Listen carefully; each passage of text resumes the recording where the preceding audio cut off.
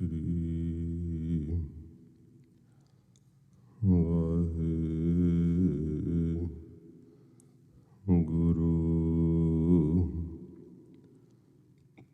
साहिब जी। धन धन धन जन आया जिस प्रसाद सब जगत तराया। जन आवन का यह सुआओ, जन कै संग चित आवे नाओ। आप मुक्त मुक्त करे संसार, नानक तिस जन को सदा नमस्कार।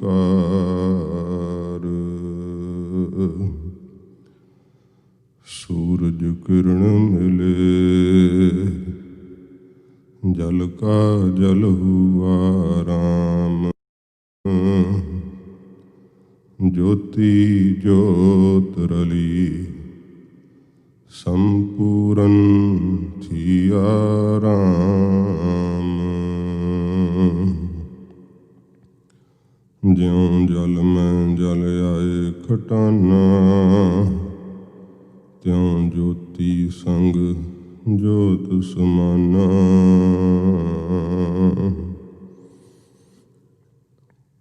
जिता जियो पिंड सब तेरा, तू अंतर जामी पुरख भगवान। दासन दास कहे जन नानक, जिहा तू कराए तेहा हो करी बख्यान।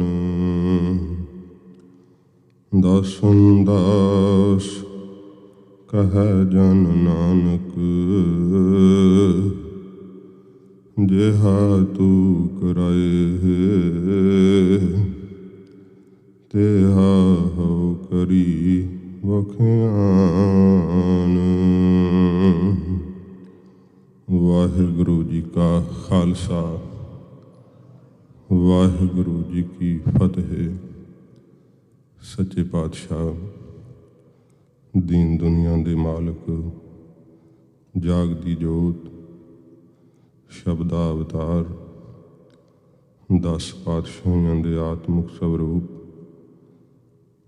धन साहिब श्री गुरु ग्रंथ साहिब जी महाराज हजूर दी परम कृपालता सदका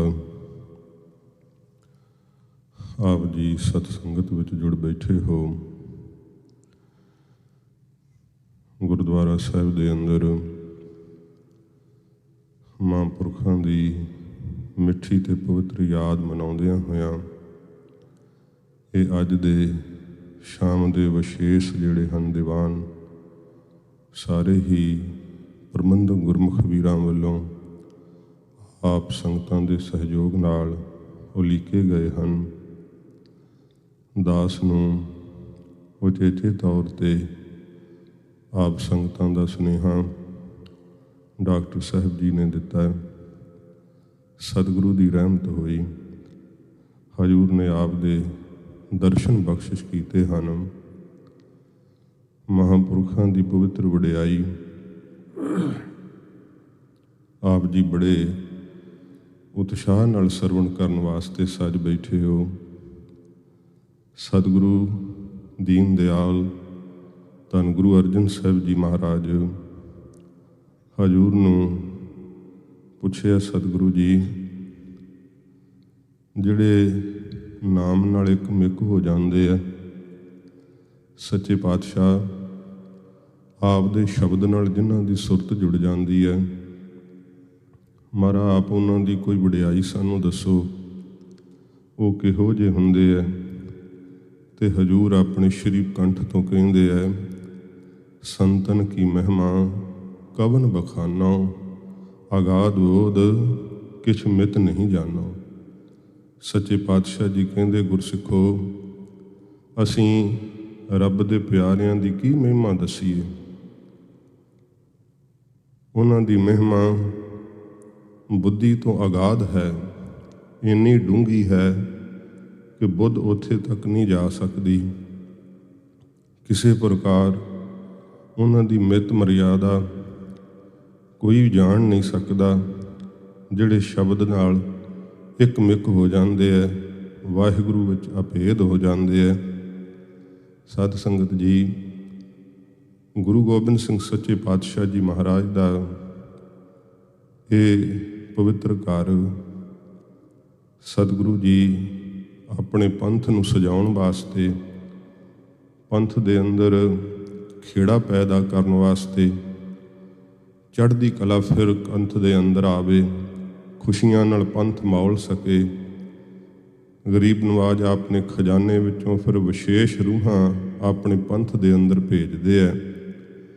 उन्हां विशेष रूहां दे विचों बड़ा विशेष नाम श्रीमान संत ज्ञानी गुरबचन सिंह जी खालसा पिंडरां वाले महापुरखों का है। भावें कि महापुरखों के नाम नाल सत्कार वजों बड़े लकब लाए जाते हैं, पर उन्हां दी शख्सियत एडी वड्डी हुई है कि सारे लकब उन्हां दे नाम दे मूहरे छोटे पासदे है। गरीब नवाज सच्चे पातशाह जी अपनी बाणी दे अंदर फरमाउंदे है गुरसिखो, क्योंकि वेखो सतगुरां जी ने शब्द कहे है कि महापुरुष की महिमा कही नहीं जा सकती। साफ रूप में ये शब्द लिखे हुए है। फिर जे कही नहीं जा सकती तो महाराज आपने कही है। सतगुरु जी कहते भाई उहदा अंत नहीं पाया जा सकता, आनंद लैण वास्ते कही है रब दे प्यारिਆਂ ਦੀ महिमा। जिमें पंछी आकाश विच उडारी ला के हवा का आनंद माण सकता है, पर आकाश की उचियाई नहीं नाप सकता। मच्छी समुंदर विच तारियां ला के पानी का आनंद माण सकती है, पर समुंदर की डूंघियाई नूं नहीं पा सकती। इवें ऐसे महापुरखों के जीवन का, उन्हां दी कमाई का साध संगत जी अंत नहीं पाया जा सकता। हजूर कहते ने कि संत है चरण माथा मेरो पौत, अनक बार संत है डंडाउत। महाराज कहते ने कि ये जिहड़ा साडा मस्तक है ना, ये संतां दे चरनां ते असीं धरदे हां। सतगुरु जी इन्नी वडियाई दिंदे ते गरीब नवाज बाबा बुढ़ा साहब जी का इन्ना माण करते हुंदे। महाराज कहते एक बार नहीं अनक बार संत है डंडाउत। ऐसे सतपुरुषां नूं अनेकां वार साडी डंडाउत है। डंडाउत बंधन अनक बार, एक बार नहीं, कई बार असीं उन्हां दे चरनां ते झुकदे हां, नमस्कार करदे हां। ये वडियाई सतगुरु अपने प्यारिਆਂ नूं दिंदे है। महापुरुष का जीवन साध संगत जी पारस कला की तरह हुंदा है। सतगुरु जी बाणी के अंदर फरमान देंदे है, कोई गुरसिखो जिहड़ा पारस हुंदा है इहदा सुभाअ हुंदा है कि जिहड़ियां 8 प्रकार दीयां धातां हुंदियां ना, उन्हां विचों किसी भी धात नूं पारस नाल सुहा दिओ, वो सड़े हुए लोहे नूं भी सोना कर देण दी समर्था पारस रखदा हुंदा है। ये प्रमाण सतगुरां जी की बाणी के अंदर दिते हुए है। महाराज रब दे प्यारिਆਂ की संगत चंदन के बूटे की न्याई सतगुरु जी दसदे है। कबीर चंदन का बिरवा भला, बेड़ियो ढाक पलास, होए भी चंदन होए रहे, बसे जो चंदन पास। वो पारस कला श्रीमान संत ज्ञानी गुरबचन सिंह जी खालसा पिंडरां वाले महापुरखों के शरीर तो प्रकाश दी सी। शब्द की जाहरी कला उन्हां दे मस्तक तो, उन्हां दे नेत्रां तो वरदी सी। जिन जिन महापुरखों की संगत कीती सी सत संगत जी शरीर करके ਉਹ ਸਾਰੇ ਹੀ ਸਤਿਪੁਰਖ ਹੋਏ।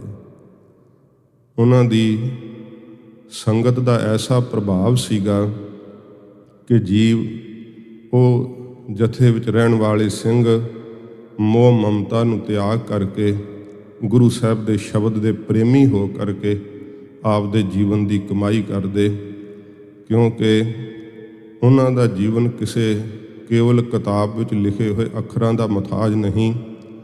ਆਪ ਨੇ ਆਪਣਾ ਜੀਵਨ ਇਹੋ ਜਿਹਾ ਗੁਰਸਿੱਖੀ ਵਾਲਾ ਜੀਵਿਆ ਜਿਹੜਾ ਸਾਧ ਸੰਗਤ ਜੀ ਅੱਜ ਤੱਕ ਵੀ ਉਹਨਾਂ ਦੀਆਂ ਛੱਡੀਆਂ ਹੋਈਆਂ ਪੈੜਾਂ ਬੇਅੰਤ ਪ੍ਰਾਣੀ ਉਹਨਾਂ ਤੋਂ ਲਾਭ ਪ੍ਰਾਪਤ ਕਰ ਰਹੇ ਹੈ। ਜੋ ਅਖਾੜਾ ਨਗਰ ਹੈ ਇਹ ਆਪ ਜੀ ਦਾ ਜਨਮ ਨਗਰ ਹੈ।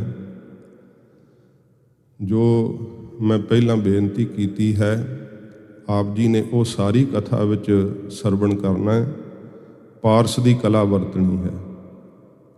ਜੋ ਪਾਰਸ ਵਿੱਚ ਸ਼ਕਤੀ ਹੈ ਨਾ, ਜੋ ਚੰਦਨ ਵਿੱਚ ਸ਼ਕਤੀ ਹੈ, ਐਸੀ ਸ਼ਕਤੀ ਮਹਾਰਾਜ ਕਹਿੰਦੇ ਭਾਈ ਸਤਿਪੁਰਸ਼ ਦੇ ਜੀਵਨ ਵਿੱਚ ਵਰਤਦੀ ਹੈ। ਜੋ ਹੋਵੇ ਮਹਾਂਪੁਰਖ, ਜਿਵੇਂ ਕੋਈ ਅਮਲੀ ਨਸ਼ਾ ਖਾਣ ਵਾਲਾ ਹੁੰਦਾ ਹੈ ਨਾ, ਉਹਦੇ ਸਾਧ ਸੰਗਤ ਜੀ ਰਹਿਣ ਬਹਿਣ ਸਹਿਣ ਤੋਂ ਪਤਾ ਲੱਗਦਾ ਹੈ ਕਿ ਇਹਨੂੰ ਕੋਈ ਅਮਲ ਲੱਗਾ ਹੋਇਆ।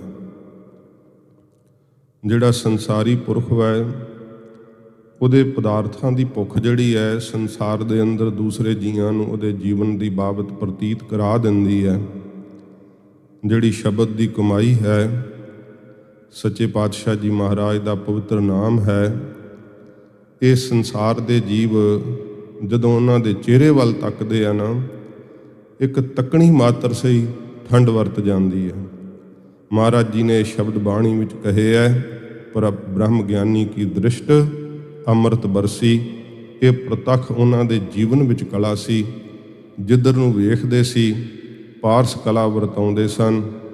ਐਸੇ ਸਾਧ ਸੰਗਤ ਜੀ ਉਹਨਾਂ ਦੇ ਜੀਵਨ ਤੋਂ ਪ੍ਰਭਾਵਿਤ ਹੋਏ, ਜਿਹੜੇ ਜੁਆਰੀ ਸਨ, ਜਿਹੜੇ ਵਸ਼ਈ ਸਨ, ਬਿਲਕੁਲ ਨਾਸਤਿਕ ਸਨ। ਮਹਾਂਪੁਰਖਾਂ ਦੀ ਇੱਕ ਤੱਕਣੀ ਨਾਲ ਹੀ ਸ਼ਬਦ ਦੇ ਪ੍ਰੇਮੀ ਹੋ ਗਏ।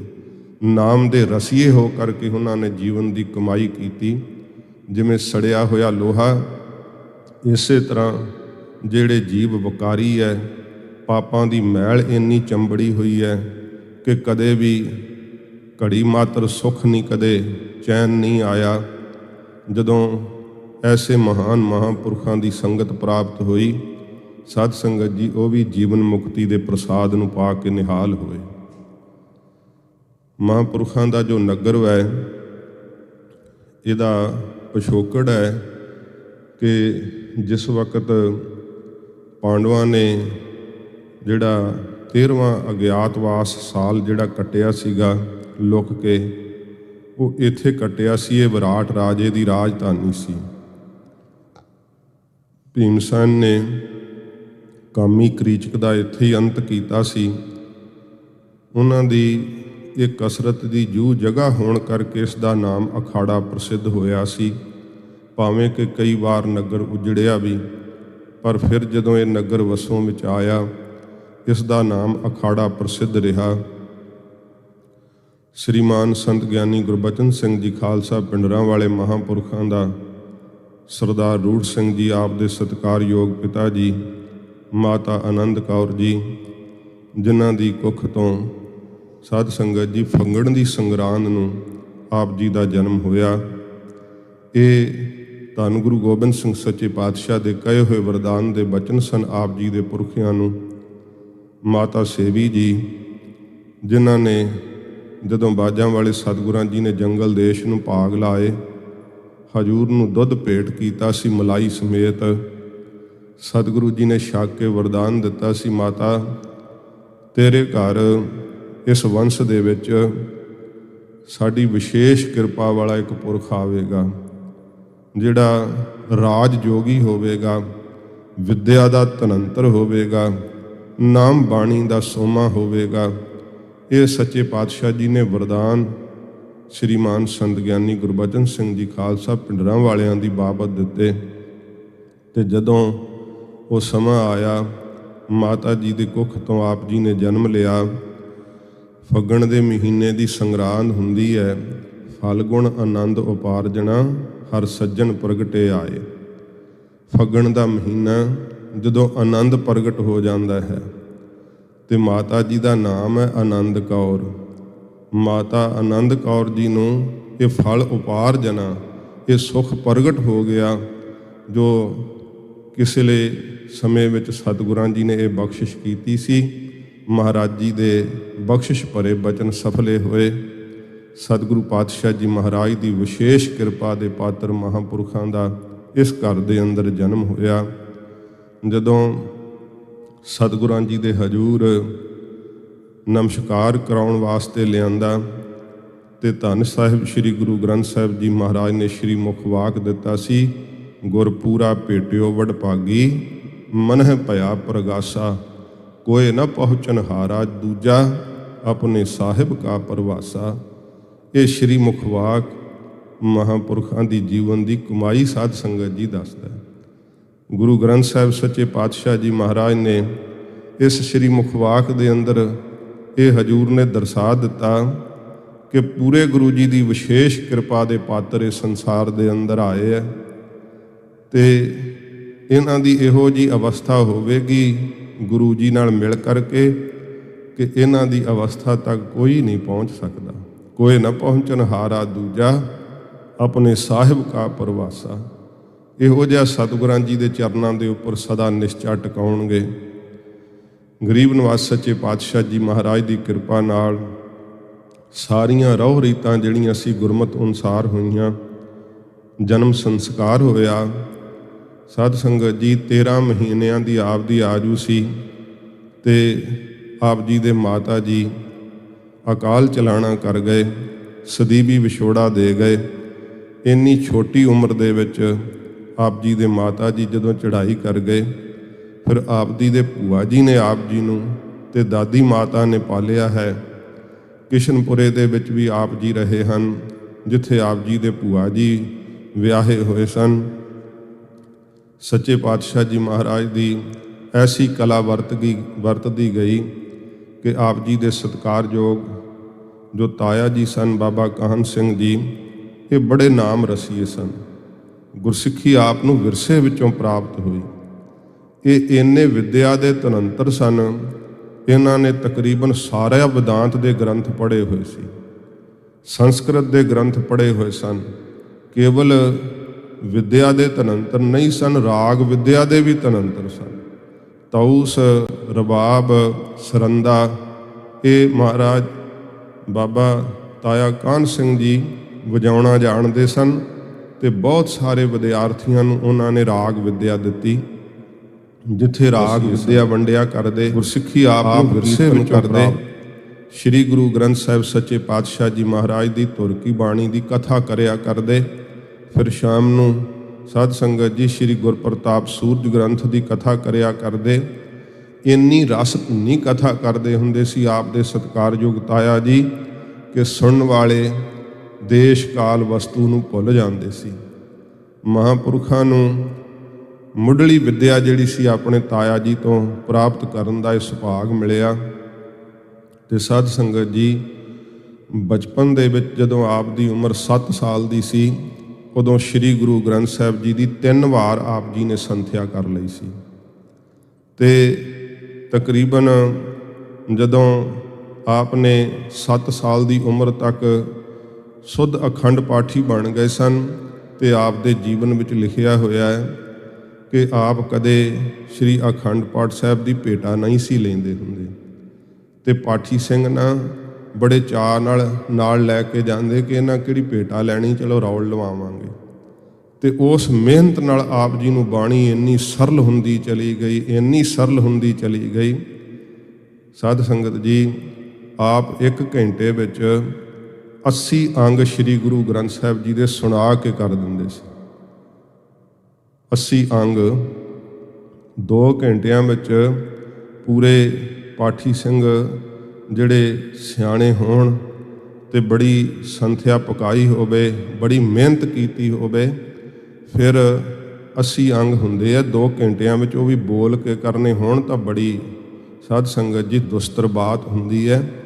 महापुरख 1 घंटे ਵਿੱਚ 80 अंग सुना के कर ਦਿੰਦੇ ਹੁੰਦੇ ਸੀ। ਤੇ श्रीमान संत बाबा जरनैल सिंह जी खालसा पिंडरां वाले महापुरखों के कहे हुए बचन ने, कहते महापुरखों ने मैनू बचन कहा सी कि जरनैल सिंह भुजंगीआ श्री अखंड पाठ साहिब जी की भेटा लैण नूं जे तेरा दिल करे ना तो 2 रुपये की जहर लैके खा ले। ये महापुरखों ने बचन कहे सी श्रीमान संत ज्ञानी गुरबचन सिंह खालसा पिंडरां वालियां ने। आप दा जीवन बचपन तो ही इन्ना त्यागी सी। फिर ताया जी कोलों ही सारे साध संगत जी ग्रंथ आप जी नूं पढ़न दा सुभाग मिलिया ते अपने जीवन विच आप जी ने 17वें साल विच श्री गुरु ग्रंथ साहिब जी की कथा आरंभ की। ते जदों आप दी उम्र 18 साल दी सी उदों एक श्री गुरु ग्रंथ साहिब जी की संपूर्ण कथा का आपने भोग पाया ते जथे च आउण तो पहलां दी बात। इहो जी विद्या, क्योंकि जिहड़ा भी कोई कमाई वाला पुरख उदों साडे पुरखियां विच बहुतात हुंदी सी, जिहड़े शब्द दे बहुते प्रेमी ते अभ्यासी होया करदे सी। आप दे मस्तक वल वेख करके वो नाम रसीए अंदाज़ा लाउंदे सन कि ये कोई विशेष रूह संसार ते आई है, क्योंकि जिहड़े ग्रंथ नूं एक वारी पढ़ लैंदे सी वो कदे आप नूं विसरदा नहीं सी। आप दे ताया बाबा भान सिंह जी एडे विद्वान सी कि कांशी दे कई पंडित उन्हां कोलों पढ़ के गए सी वेदांत दे ग्रंथ। इहो जी विद्या आप नूं जदों घर विचों प्राप्त होई, सहजे ही एडी वड्डी विद्या ते कहा करदे सी। ये महापुरखों दे आप दे कहे हुए बचन ने कि इस जन्म विच सतगुरु पातशाह महाराज ने सानू इन्नी बख्शिश की है कि असी विद्या पढ़न का केवल बहाना कर रहे हैं। सानू पिछले जन्म विच गुरु कलगीधर जी ने इन्नी विद्या पढ़ाती है, इन्नी विद्या पढ़ाती है कि उस जन्म विच असी विद्या का प्रसाद वंड नहीं सके। इस जन्म विच असी विद्या का प्रसाद वंडण वास्ते आए। ये महापुरखों के आप दे कहे हुए बचन।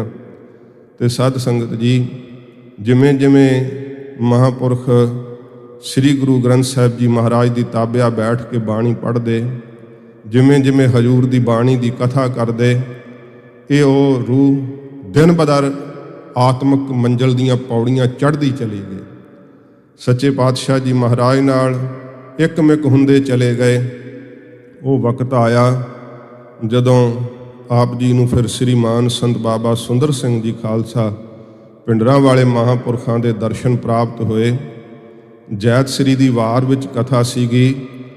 जदों संत बाबा सुंदर सिंह जी महाराज कथा करया करदे सी, साध संगत जी, कोई कमाई वाला पुरख अपनी रसना तो बोले तो सतगुरु पातशाह जी महाराज की शब्द की कमाई बाबत कवि भाई संतोख सिंह जी ने लिखिया है कि वो फिर वो बोल हुंदे है जिमें बंदूक विच पाई हुई गोली ते सामने बनया कोई निशाना।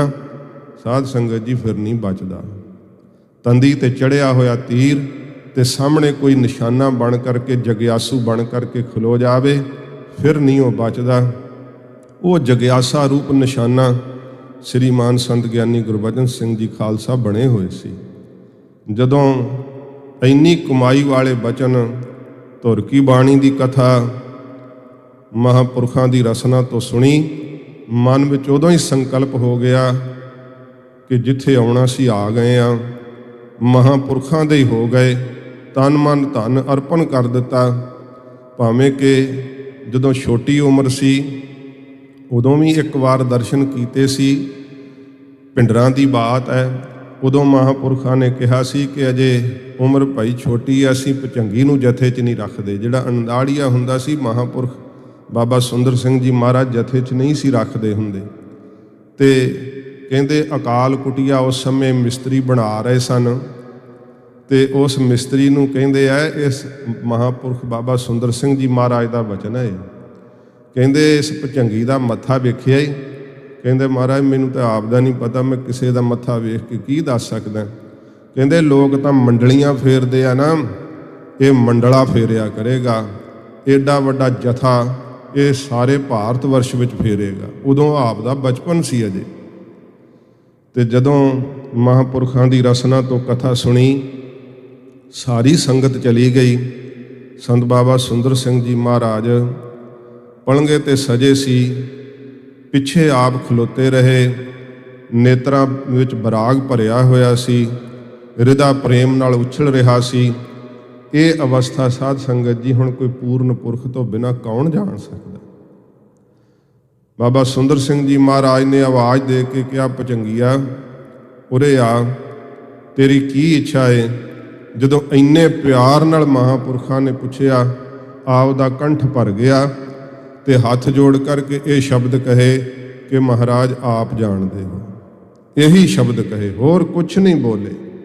ਮਹਾਂਪੁਰਖਾਂ ਕਿਹਾ ਕਿ ਤੇਰੀ ਕੀ ਇੱਛਾ ਏ। ਕਿਹਾ, ਮਹਾਰਾਜ ਤੁਸੀਂ ਆਪ ਜਾਣਦੇ ਹੋ। ਮਹਾਂਪੁਰਖਾਂ ਨੇ ਬਖਸ਼ਿਸ਼ ਕੀਤੀ, ਜਥੇ ਵਿੱਚ ਭਰਤੀ ਕੀਤਾ ਤੇ ਸਾਧ ਸੰਗਤ ਜੀ ਸਾਰੀ ਬ੍ਰਹਮ ਵਿਦਿਆ ਆਪ ਜੀ ਨੇ ਫਿਰ ਸ਼੍ਰੀਮਾਨ ਸੰਤ ਬਾਬਾ ਸੁੰਦਰ ਸਿੰਘ ਜੀ ਮਹਾਰਾਜ ਦੇ ਕੋਲ ਰਹਿ ਕਰਕੇ ਪ੍ਰਾਪਤ ਕੀਤੀ। ਗਰੀਬ ਨਿਵਾਸ ਸੱਚੇ ਪਾਤਸ਼ਾਹ ਜੀ ਦੀ ਇਹੋ ਜਿਹੀ ਕਿਰਪਾ ਵਰਤੀ। ਜਦੋਂ ਬੋਪਾ ਰਾਏ ਜਥਾ ਆਇਆ, ਮਹਾਂਪੁਰਖ ਜਥਾ ਫੇਰਦੇ ਹੁੰਦੇ ਸੀ। ਸੰਤ ਬਾਬਾ ਸੁੰਦਰ ਸਿੰਘ ਜੀ ਮਹਾਰਾਜ ਜਿਹੜੇ ਸਾਧ ਸੰਗਤ ਜੀ ਕੁਝ ਸਰੀਰ ਜਿਨ੍ਹਾਂ ਨੇ ਇਹ ਸਭ ਕੁਝ ਅੱਖੀਂ ਡਿੱਠਾ ਸੀ, ਉਹ ਸਰੀਰ ਹੁਣ ਤਾਂ ਉਹਨਾਂ ਵਿੱਚੋਂ ਕੋਈ ਵਿਰਲਾ ਟਾਮਾ ਹੋਵੇ ਤਾਂ ਹੋ ਸਕਦਾ, ਨਹੀਂ ਤਾਂ ਅੱਜ ਤੋਂ ਕੋਈ 20-25 ਸਾਲ ਪਹਿਲਾਂ ਉਹਨਾਂ ਵਿੱਚੋਂ ਕਈ ਸਰੀਰ ਸਨ। ਤੇ ਉਹਨਾਂ ਦਾ ਦੱਸਣਾ ਸੀ ਕਿ ਸੰਤ ਬਾਬਾ ਸੁੰਦਰ ਸਿੰਘ ਜੀ ਮਹਾਰਾਜ ਜਦੋਂ ਕਥਾ ਕਰਦੇ ਹੁੰਦੇ ਸੀ, ਚੰਦੋਆ ਸਾਹਿਬ ਵਿੱਚੋਂ ਅੰਮ੍ਰਿਤ ਚੋਣ ਲੱਗ ਪੈਂਦਾ ਸੀ। ਮਹਾਂਪੁਰਖਾਂ ਦੇ ਕਥਾ ਕਰਨ ਤੋਂ ਪਕਸ਼ੀ ਚਹਿਕਣਾ ਭੁੱਲ ਜਾਂਦੇ ਸੀ। ਪ੍ਰਕਿਰਤੀ ਤੇ ਇੰਨਾ ਅਸਰ ਹੁੰਦਾ ਸੀ, ਆਲਾ ਦੁਆਲਾ ਸਭ ਸੁੰਨ ਹੋ ਜਾਂਦਾ ਸੀ ਜਦੋਂ ਆਪ ਕਥਾ ਕਰਦੇ ਹੁੰਦੇ। ਤੇ ਮਹਾਂਪੁਰਖ ਜਦੋਂ ਬੋਪਾ ਰਾਏ ਵਿਖੇ ਆਏ, ਵਿਸ਼ੇਸ਼ ਉਹਨਾਂ ਸਿੰਘਾਂ ਦੇ ਨਾਮ ਸਤਿਕਾਰਯੋਗ ਗਿਆਨੀ ਪ੍ਰੀਤਮ ਸਿੰਘ ਜੀ ਇੰਗਲੈਂਡ ਵਾਲੇ ਮਹਾਂਪੁਰਖਾਂ ਦੇ ਵਿਦਿਆਰਥੀ ਹੈ। ਉਹਨਾਂ ਨੇ ਮਹਾਂਪੁਰਖਾਂ ਦਾ ਜੀਵਨ ਗਿਆਨ ਕਿਰਨਾ ਪੁਸਤਕ ਲਿਖੀ ਹੈ। ਉਹਦੇ ਵਿੱਚ ਵਿਸ਼ੇਸ਼ ਹਵਾਲੇ ਬਹੁਤ ਵਿਸਥਾਰ ਨਾਲ ਦਿੱਤੇ ਆ। ਜਦੋਂ ਮਹਾਂਪੁਰਖਾਂ ਨੇ ਇੱਥੇ ਵਿਸ਼ੇਸ਼ ਸਿੰਘਾਂ ਨੂੰ ਜਪਜੀ ਸਾਹਿਬ ਦੀ ਬਾਣੀ ਦਾ ਅਭਿਆਸ ਕਰਵਾਇਆ ਤੇ ਸਾਧ ਸੰਗਤ ਜੀ ਤਕਰੀਬਨ 84 ਪਾਠ ਸਾਰੇ ਸਿੰਘ ਜਿਨ੍ਹਾਂ ਦੀ ਇਹ ਮਹਾਂਪੁਰਖਾਂ ਸੇਵਾ ਲਾਈ ਸੀ, ਉਹ 84 ਰੋਜ਼ ਪਾਠ ਕਰਦੇ ਹੁੰਦੇ ਸੀ ਜਪਜੀ ਸਾਹਿਬ ਦੇ। ਤੇ ਮਹਾਂਪੁਰਖ 101 ਜਪਜੀ ਸਾਹਿਬ ਦਾ ਪਾਠ ਰੋਜ਼ ਕਰਦੇ ਸੀ। ਤੇ ਸੰਤ ਬਾਬਾ ਸੁੰਦਰ ਸਿੰਘ ਜੀ ਮਹਾਰਾਜ ਇੱਕ ਪੌੜੀ ਦੀ ਰੋਜ਼ ਕਥਾ ਕਰਦੇ ਸੀ। ਜਪਜੀ ਸਾਹਿਬ ਦੀ ਇੱਕ ਪੌੜੀ ਦੀ ਕਥਾ ਹੁੰਦੀ ਸੀ, ਨਾਲੇ ਅਭਿਆਸ ਹੁੰਦਾ ਸੀ। ਤੇ ਜਿਵੇਂ ਜਿਵੇਂ ਇਹ 40 ਦਿਨ ਸਾਧ ਸੰਗਤ ਜੀ ਸੰਪੂਰਨ ਹੋਏ, ਨਾਲ ਅਭਿਆਸ ਹੋਇਆ 40 ਦਿਨ, ਨਾਲ ਕਥਾ ਜਿਹੜੀ ਸੀ 40 ਦਿਨਾਂ ਵਿੱਚ ਮਹਾਂਪੁਰਖਾਂ ਨੇ ਸੰਪੂਰਨ ਕੀਤੀ। ਤੇ ਜ਼ਿਕਰ ਆਉਂਦਾ ਹੈ ਕਿ ਬਾਬਾ ਸੁੰਦਰ ਸਿੰਘ ਜੀ ਮਹਾਰਾਜ ਨੇ ਉਦੋਂ ਵਿਦਿਆਰਥੀਆਂ ਨੂੰ, ਸਭ ਸਿੰਘਾਂ ਨੂੰ ਕਿਹਾ, ਭਾਈ ਸਿੰਘੋ ਸਾਨੂੰ ਜਪਜੀ ਸਾਹਿਬ ਦੀ ਮਹਿਮਾ ਜਿਹੜੀ ਆ ਉਹ ਸੁਣਾਓ। ਕੁਝ ਹੀ ਮਿੰਟਾਂ ਦਾ ਜ਼ਿਕਰ ਉਹ ਲਿਖਿਆ ਹੋਇਆ ਤੇ ਸਾਰੇ ਸਿੰਘ ਆ ਸਮਰੱਥ ਰਹੇ। ਤੇ ਇਸ ਸਮੇਂ ਸੰਤ ਬਾਬਾ ਸੁੰਦਰ ਸਿੰਘ ਜੀ ਦੇ ਕਹਿਣ ਤੋਂ ਆਪ ਜੀ ਨੇ ਕਿਹਾ, ਮਹਾਰਾਜ ਸਾਨੂੰ ਆਗਿਆ ਹੋਵੇ ਤੇ ਅਸੀਂ ਕਵਿਤਾ ਦੇ ਰੂਪ ਵਿੱਚ ਸੁਣਾ ਸਕਦੇ ਹਾਂ। ਮਹਾਂਪੁਰਖ ਕਹਿਣ ਲੱਗੇ, ਹਾਂ ਭਾਈ ਸੁਣਾਓ। ਆਪ ਨੇ ਥੋੜ੍ਹੇ ਮਿੰਟਾਂ ਦੇ ਵਿੱਚ ਕਵਿਤਾ ਦੇ ਰੂਪ ਵਿੱਚ ਜਪਜੀ ਸਾਹਿਬ ਦਾ ਸਾਰ ਅੰਸ਼ ਕਿਹਾ। ਮਹਾਂਪੁਰਖ ਉਦੋਂ ਹੀ ਖੁਸ਼ ਹੋ ਗਏ ਆਪ ਦੇ ਉੱਪਰ। ਬੜੀ ਬਖਸ਼ਿਸ਼ ਆਪ ਨੇ ਦ੍ਰਿਸ਼ਟੀ ਨਾਲ ਤੱਕਿਆ। ਤੇ ਮਹਾਂਪੁਰਖਾਂ ਦਾ ਇੱਥੇ ਸਾਧ ਸੰਗਤ ਜੀ ਜੋ ਖੇਡ ਵਰਤੀ ਸੀ, ਆਪ ਜਪਜੀ ਸਾਹਿਬ ਦੇ ਜਦੋਂ ਪਾਠ ਕਰਦੇ ਸਨ, ਕੇਤੇ ਇੰਦ ਚੰਦ ਸੂਰ ਕੇਤੇ ਕੇਤੇ ਮੰਡਲ ਦੇਸ, ਉਹ ਸਭ ਕੁਝ ਆਪ ਜੀ ਨੂੰ ਅੱਖਾਂ ਨਾਲ ਦਿਸਣ ਲੱਗ ਪਿਆ। ਆਖਿਆ, ਮਹਾਰਾਜ ਮੈਨੂੰ ਇਹ ਸਭ ਕੁਝ ਅੱਖਾਂ ਨਾਲ ਦਿਸਣ ਲੱਗ ਪਿਆ। ਤੇ ਬਾਬਾ ਸੁੰਦਰ ਸਿੰਘ ਜੀ ਮਹਾਰਾਜ ਆਖਿਆ ਕਿ ਭਾਈ ਪੁਰਖਾ ਹੁਣ ਤੇਰੀ ਬ੍ਰਹਮ ਅਵਸਥਾ ਹੋ ਗਈ, ਇਹਨੂੰ ਛੁਪਾ ਲੈ, ਇਹਨੂੰ ਲੁਕਾ ਲੈ, ਗੁਪਤ ਕਰ ਲੈ।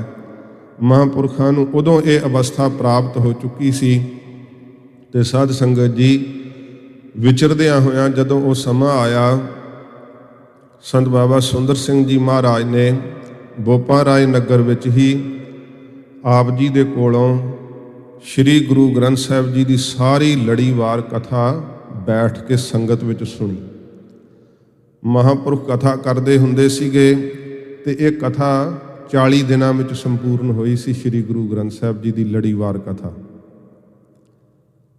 सहज पाठ करना होवे आपां ते 40 दिन सानू बड़े थोड़े जे प्रतीत हुंदे है। श्री गुरु ग्रंथ साहिब जी महाराज की लड़ीवार कथा 40 दिनां विच महापुरुष कई चिर कथा करते ते संत बाबा सुंदर सिंह जी संगत समेत बैठ करके सुनते।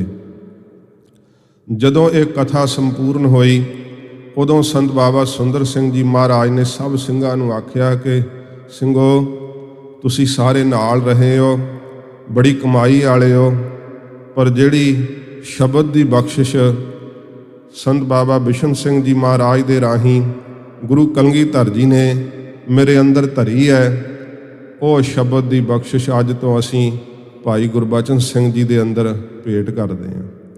अपनी सारी जिंदगी की कमाई इन्हां दी झोली विच असीं झाड़ दित्ती है। ये महापुरखां ने बचन कहे सी। ते फिर संत बाबा सुंदर सिंह जी ने बचन कहा सी कि जे कोई तुहाडे तो घट पढ़िया विद्या वाला सामने आ जावे ना, कदी उसकी पहुँच तो परां दा बचन पुछ के उसकी नरादरी ना करियो। ये महापुरखां ने सचखंड जाण वेले बचन कहे सी। ते साध संगत जी किसी प्रेमी ने कहा सी कि तुसी सोहणे वेख के दस्तार देती है, सोहना ते मोर भी बड़ा हुंदा है। महापुरखां कहा भाई जिन्हें सुखी रहना है वो इन्हां दा सहयोग दिओ, नाल मिल के चलिओ ते सारियां खुशियां ते मिलणगीਆਂ, सुख मिलणगे। जे कोई इन्हां दे विरोध विच खड़ा होवेगा ते उहनूं कदे सुख नहीं प्राप्त होवेगा। महापुरखां ने जदों ये बख्शिश कीती सी, भावें कि कहंदे उदों दस्तार ही लुका लई गई ते महापुरखां ने जिहड़ा साज फुलकारी विच बज्जिया होया सी, वो फुलकारी खोल के आप दे सीस ते रखी ते फुल तोड़ करके सीस ते रख के कहा इवें ही तुहाडा हृदा फुल वांगू सदा खिड़िया रहेगा। सदा ही खालसा पंथ दे अंदर खुशबूआं ते महकां वंडदे रहोगे। ये महापुरखां ने वरदान दे बचन आप जी दे प्रथाएं कहे सी। दमदमी टकसाल दे 12वें मुखी बनदियां होया आपने प्रचार दा सतगुरु जी की धुर की बाणी दा कथा दा साध संगत जी इहो जिहा दरिया वगाया। इस वगदे हुए दरिया विच सिख कौम ने तां इशनान करना ही सीगा, होर अनमतियां ने बड़ा लाभ उठाया। बड़े बड़े विद्वान, बड़े बड़े सनातनी मत दे साधु श्रीमान संत ज्ञानी गुरबचन सिंह जी खालसा दे मुख तो कथा सुन सुन के साध संगत जी गुरमत नूं प्राप्त होए। महापुरखां ने सारे हिंदुस्तान दे अंदर गुरमत दा इहो जिहा निशान झुलाया। आप जी दियां पवित्र यादां अज भी किते असीं कथा करन जाइए ते साध संगत जी असीं तां कथा स्टेज तो करदे हुंदे आ। महापुरखां दी याद उन्हां नूं आउंदी है ते नेत्र सज्जल हो जांदे है। नाभा साहिब की बात है, बाबा फरीद साहब के सलोकां की कथा चलती सी। रात कथा करके लेट आए सा, मैं इशनान करके सीधा ही कथा करन वास्ते गया ते कथा तो बाद मैं नितनेम करन लग पिया। बजुर्ग सन, उन्होंने महापुरखां की रसना तो कथा सुनी सी ते पुलिस दे विच किसी अहुदे ते भी रहे सी ते सतगुरु की बाणी की कथा है। जुड़िया मन प्रेम दे वेग विच आए। जो पुछ रहे सी शायद अपनी बुद्धि नाल ना सोच रहे होण, पर प्रेम दा वेग सी।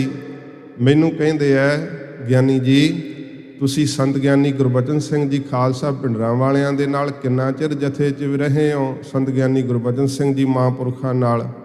मैं कहा जी बापू जी मेरी उम्र तो इन्नी छोटी है, मेरा उदों जन्म भी नहीं सी होया ते जरो जार उन्हां दे नेत्रां चों बराग चोण लग पे। मैं भी कुछ बोल नहीं सकिया, उन्हां कोलों भी कुछ बोलिया नहीं गया ते नमस्कार करके मैनू फतेह बुला के वापस परत गए।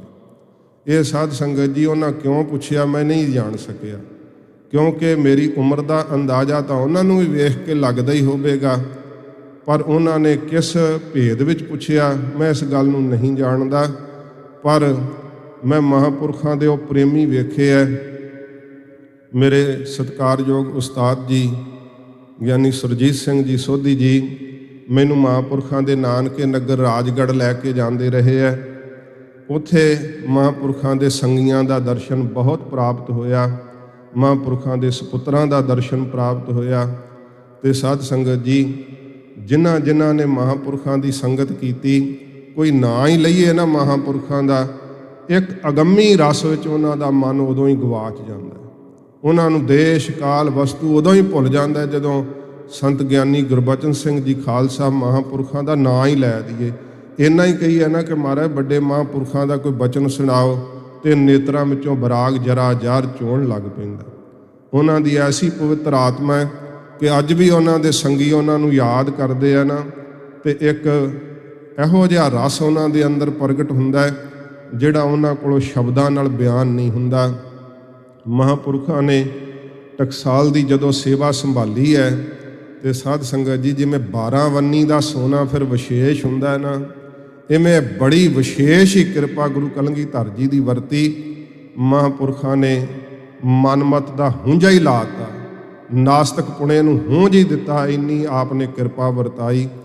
बरखा कीती आपने नाम ते बाणी दी, जिथे जिथे आप पहुँच के कथा करदे साध संगत जी उथे उथे इहो जे बूटे ला दिते जिहड़े अजे तक भी सिख पंथ नूं फल दे रहे। महापुरखों के पढ़ाए हुए विद्यार्थी सिंह साहिब लगे आ, उच्च पदवियां ते पहुँचे है। जदों किते आया करदे ते महापुरख हथ जोड़ के उन्होंने कहिंदे वेखो ये नहीं कि मेरे विद्यार्थी है तो साथों पढ़े है, उस पदवी नूं नमस्कार करदे। ते उन्होंने अगों कहना महाराज इस तां तुहाडे विद्यार्थी हाँ, कहना नहीं ये बाबा बुढ़ा साहब की गद्दी है, ये भाई मनी सिंह साहब का अस्थान है। तो महापुरख ये क्या करदे कि पंथ की चढ़दी कला लई सदा तुसां अरदास करनी है, तुहाडा फर्ज बनता है। तो जदों पंथ नूं लोड़ पवे अपना ये नाशवंत शरीर लुका के नहीं रखना, उदों पंथ दे लेखे ला देना, क्योंकि पंथ दीयां अहम पदवियां ते तुसीं बैठे हुए हो। ये महापुरख अपने विद्यार्थियों नूं जिथे उस पदवी का माण करदे, अपने विद्यार्थी होने के नाते साध संगत जी सिक्ख्या भी देंदे। महापुरख पहलों कदे कदे सफेद दस्तार भी बन लेंदे हुंदे सीगे। ते एक किसे दीवान दे विच महापुरखों की बाबत कहता कि निर्मल संप्रदा के मुखी महापुरख आए हुए है। उस समय महापुरखों ने स्टेज ते यह निर्णय करके कहा सी कि भाई सानू जिहड़ी सेवा मिली है संत बाबा सुंदर सिंह जी महाराज तो, ये अमर शहीद बाबा दीप सिंह साहब जी की चलाई हुई, जो गुरु कलगीधर जी की बख्शिश नाल चलाई हुई दमदमी टकसाल है, उस संप्रदा की सानू ये सेवा प्राप्त हुई है। आपने उस तो बाद अपना नीला दमाला कर लिया सी, सदा नीली दस्तार आप अपने शीश ते सजाया करते सी। ते जो महापुरखों के कहे हुए बचन सन साध संगत जी, फिरोजपुर के नज़दीक आपने कथा करनी सीगी। उत्थे एक निर्मल संप्रदा के महात्मा ने जो शब्द है सतगुरु की अमृत बाणी का, गुर सागर रतनी भरपूरे अमृत संत चुगै नहीं दूरे। ये शब्द के साध संगत जी 21 अर्थ किए, बड़े विद्वान सन। 21 अर्थ करने सौखी बात नहीं है, ते पर उन्होंने ये शब्द कह दिते कि इस दे इन्ने ही अर्थ वै, इदों अगे होर अर्थ नहीं हो सकते। ते जिहड़े प्रबंधक सज्जन सन उन्होंने पता सी कि महापुरख आए हुए है, तो उन्होंने महापुरखों की राय लए तो बिना ही स्टेज तो ऐलान कर दिता कि कल इस शब्द की कथा संत ज्ञानी गुरबचन सिंह जी खालसा पिंडरां वाले महापुरख करनगे। महापुरखों ने भावें कहा कि नहीं साड़ी ये इच्छा नहीं है, इन्हां तो ते असीं कथा नहीं करांगे, क्योंकि महापुरखे सदा चेते रखते सी। एडे वड्डे विद्वान सन साध संगत जी, संस्कृत पानी वांगू पढ़ दिंदे सी। ते मैं कदे कदे जदों कथा सुनदा हैरान हो जाईदा, जदों महापुरख कुरान शरीफ दियां आयतां भी लगातार पढ़ी जांदे ते ये दस दिंदे है कि इन्हां दी बांग दे टप्पे की है, बांग दे टप्पे जाणदे है, बांग किवें दित्ती जांदी है, वो सारा बोल के दसदे है। कथा दे अंदर कुरान शरीफ दियां कई आयतां पढ़ दिंदे है। श्रीमद भागवत गीता विचों प्रमाण दई जांदे है, वेदां विचों दसी जाते हैं कि फलाने वेद विच आ दसिया होया, आ सिमरती विच आ दसिया होया। ते महापुरखां ने कथा विच इन्ने ज़्यादा ग्रंथां दा नाम लिया होया है। शायद जे कोई कथा सुन के उन्हां ग्रंथां दे नाम लिखण लग पवे तो ग्रंथ भर जाएगा। इन्ने ग्रंथां नूं उन्हां ने पढ़िया होया सी। ते ये नहीं कि केवल दसदे सी, कहंदे सी दास ने इस ग्रंथ नूं पढ़िया है, नाल जिक्र करदे सी। ते वेखो रावण दा कीता होया भाषा विच वेद दा टीका वो भी पढ़िया सी महापुरखां। ये अपनी रसना तो उन्हां दे कहे होए वाक ने। एडी विदवता हुंदियां होयां भी मन में इन्नी निमरता सीगी कि कदे किसी दा निरादर नहीं सी करदे, क्योंकि महापुरखां ने कहा सी किसी विद्वान की समझ तो परां दा बचन नहीं पुछना, क्योंकि महापुरखां ने आप नूं समझा दिता सी कि समझ तो परां जो अकाल पुरख वाहिगुरू है उस दे स्वरूप का प्रकाश आप दे अंदर कर दिता सी। उन्हां नूं पता सी जिथे समझ खत्म हो जाती है, बुद्धि कम नहीं करती, वाहिगुरू दे प्यार दा रस उत्थों ही शुरू हुंदा है। ते कदे उन्हां दी कथा विचों हौमे दी साध संगत जी रंचक मात्र भी स्मैल नहीं आउंदी। साडे वर्गे कई असीं करन लग पैने आ, भावें कि साडी दसम विच अवस्था चढ़ी हुई है, कई प्रकार दे मैं माफ़ करना, क्योंकि साडे विच भी कईयां नूं सत्कार दा साध संगत जी फर्क पै जांदा है। पर आप जी दी कथा विचों इन्नी निमरता भासदी है, इन्ना प्यार रस नाल आप जी बोलदे कि सुनने वाले ते बड़ा डाढ़ा असर हुंदा। पर उन्होंने फिर बेनती की कि महाराज साडी बेनती आप कृपा करके प्रवान करो, असीं हुण बोल चुके हैं महाराज, इउं ना करो, तुसीं कथा जरूर सुणाओ। ते महापुरखां ने फिर साध संगत जी 2.5 घंटियां विच शब्द दे 51 अर्थ कीते सीगे। ते शब्द की समाप्ति विच महापुरखां कहा सी कि गुरु प्यारी साध संगत जी, दमदमा साहिब की धरती ते जो सतगुरु पातशाह जी का पवित्र स्थान है, इस स्थान ते सचखंड वासी श्रीमान संत बाबा सुंदर सिंह जी खालसा भिंडरां वालियां ने कथा कीती सी। 1 महीना इस शब्द की महापुरखां ने कथा कीती सी, 1 महीना ते 1 दिन विच महापुरख कई अर्थ इस शब्द दे करदे सी। ते लगातार 1 महीना कथा हुंदी रही ते दास नूं 101 अर्थ इस शब्द का महापुरखां ने पढ़ाया होया। ये महापुरखां कथा विच कहा, समा आग्या नहीं दिंदा कि मैं होर अर्थ आप नूं सुणावां। फिर भी कहा सी कि सतगुरु की बाणी अगाध बोध है, ये नहीं असी कहिंदे कि 101 अर्थ ही हो सकता है, क्योंकि पूरे सतगुरु की बाणी पूरी है। इहदी महिमा पूर्ण तौर पर नहीं कोई जान सकता, जिन्नी सतगुरु जी किसी नूं जणाउंदे है उन्नी ही कोई जीव प्राणी जान सकता है। इन्ने निमरता दे शब्द आपने कहे महात्मा ने। अज तां असीं कुछ बोलीए ना तो दूसरा ईरखा विच गुस्सा ही कर जाता है, पर उस संत महात्मा ने कहा महाराज मेरी भुल सी, महापुरखां की रसना तो कथा सुन के वो भी निहाल हो गए कि गुरबाणी के अर्थ तो गुरु कलगीधर जी ने तुहानूं सौंपे हुए। फिर ज्ञानी जी ने, ज्ञानी प्रीतम सिंह जी ने एक बार महापुरखां दे राजगढ़ नानके नगर विच बचन सुनाया सी। मैं उदों कथा विच सुनिया सी बैठ करके। महापुरख कहते जदों इत्थे आए सी राजगढ़, रात नूं कई वारी छत्तां दे उत्ते महापुरख उत्थे हवा लगदी है, मच्छरदानी ला देनी ते कोठे दे उत्ते आराम करदे हुंदे सीगे। कई वारी हास रस दे बचन भी महापुरखां दे संगी सुणाउंदे। भाई राम सिंह जी एक होए है, कैलगरी विच गुरमुख प्यारे रहिंदे है। कहंदे महापुरख जिन्हां दे घरे सीगे ना, लालटैन सीगी ते पौड़ी ते चढ़ के छत ते जाना सी। ते जदों महापुरख चढ़न लगे तो लागों एक सिंह ने कहा कि पौड़ी मजबूत है। उन्हें कहता पौड़ी ते भावें ट्रैक्टर चढ़ा दो, इन्ने माण नाल कहता। तो कहते जदों महापुरख चढ़ी गए अखीरले 4 डंडे रहिंदे सी, कड़क की आवाज़ आई, कहंदा नाल ही मेरा कलेजा बाहर नूं आ गया, डंडा किवें टुट चले। तो महापुरख सहजे ही पौड़ी चढ़ के ते जा बराजे पलंगे दे उपर। ते सारे कहंदे असीं लोव ला के वेखीए कि किहड़ा डंडा टुटिया, कित्थों कुछ भी नहीं सी हिलिया। बस उन्होंने मान तोड़ना सी। जो कोई उन्हां कोल मान करदा ना ते मान ना सी रहण दिंदे। कहंदे कि रात 2 वजे के करीब जदों महापुरखां दे जागण का समा हुंदा सी महापुरख उठ के उच्ची जकारे छड्डण लग पे। बहुत उच्ची उच्ची जकारे छड्डे। सिंह इकट्ठे हो गए कि महाराज की गल हुई है। प्यार दे वेग विच कहंदे आओ वेखो गुरु कलगीधर साहब जी महाराज जा रहे। संत बाबा अतर सिंह जी महाराज कहंदे ओ महाराज पिछे महाराज दे जा रहे है। ते महापुरखां दे ओ अगम्मी बचन सी। कहण लगे कि गुरु कलगीधर साहब ने साडे ये हत्थां विच रुमाल बख्शिश कीता है। ते संत बाबा अतर सिंह जी महाराज कहंदे कि भाई गुरबचन सिंह जी ये गुरु कलगीधर जी ने सारे गुरबाणी के अर्थ तुहाडी झोली पा दिते। ये महापुरखों ने बचन उस वक्त कहे।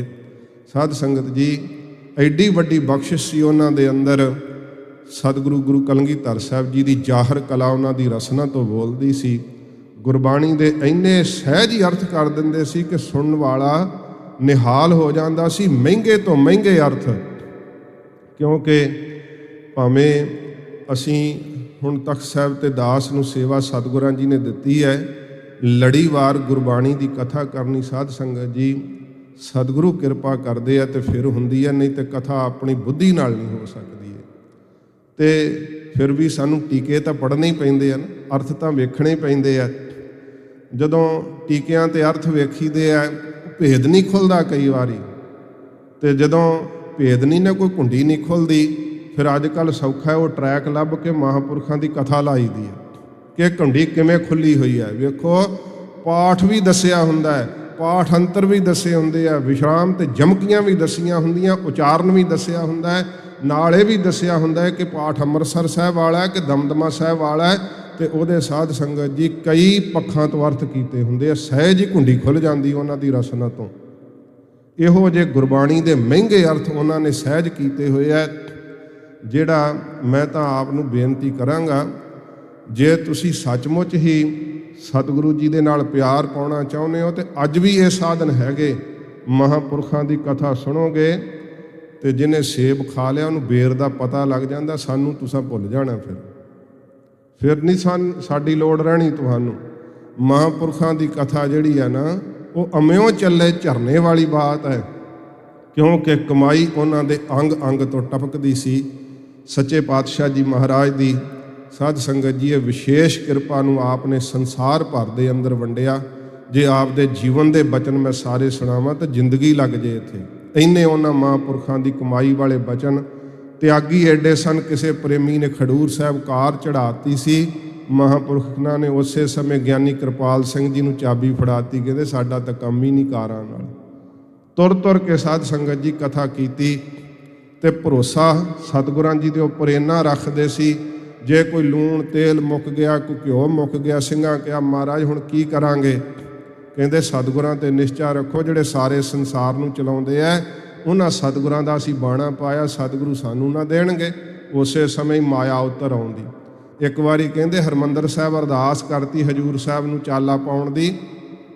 ਸਿੰਘ कहते महाराज किराए जोगे पैसे ही है नहीं। अरदास कर चुके आ महापुरख हजूर साहिब नूं जाण दी। ते साध संगत जी घंटा घर दे वल दी ड्योड़ी नहीं लंघे तो किसी ने माया ढेर लाती अगे लिया के। अजे ड्योड़ी नहीं लंघे स्टेशन तक तो जाना ही सी अजे, तो माया जेबां विच आण भर गई। ये वो जानते सन आप सतगुरु जी का वड्डा खजाना सी उन्हां कोल। ये बाहरी माया नूं साध संगत जी वो अहमियत नहीं सी दिंदे। किसी गोरे अंग्रेज ने पुछ लिया सीगा, ये बाई जी ने कनेडा विच बचन सुनाया सी कि जिहड़ा तुहाडा इतिहास है भाई मनी सिंह साहब, भाई मती दास जी, वो मैं बड़ा पढ़िया सारा, कि तुहाडे सिख पंथ विच इहो जिहा हुण भी कोई सिख हैगा? वो कहण लगे कि मैं हुण किहदे कोल लिजावां इहनूं। कहंदे नाभा साहिब उदों जथा सीगा ते मैं किहा इन्हां नूं भिंडरां वालियां कोल पहिलों खड़दे आ। आप तां वो टकसाल नाल संबंधित नहीं सी, पर जदों कोई साध संगत जी इहो जी गल आउंदी है उदां तां भावें टकसालियां नूं बुरा ही कहण, पर जदों कोई अड़न वाली गल आउंदी है ना उत्थे फिर चेते इहो ही आउंदे। महापुरखां कोल लैके आ गया, कहण लगा इत्थों तैनूं मिला के चलदा, फिर नहीं तसल्ली होऊगी तो फिर किते होर चलांगे। महापुरखां दा सुभाਅ सी जो अमृत वेले उठदे सी एक रस बाणी दा प्रवाह दरिया वांग उन्हां दे कोल चलदा सी।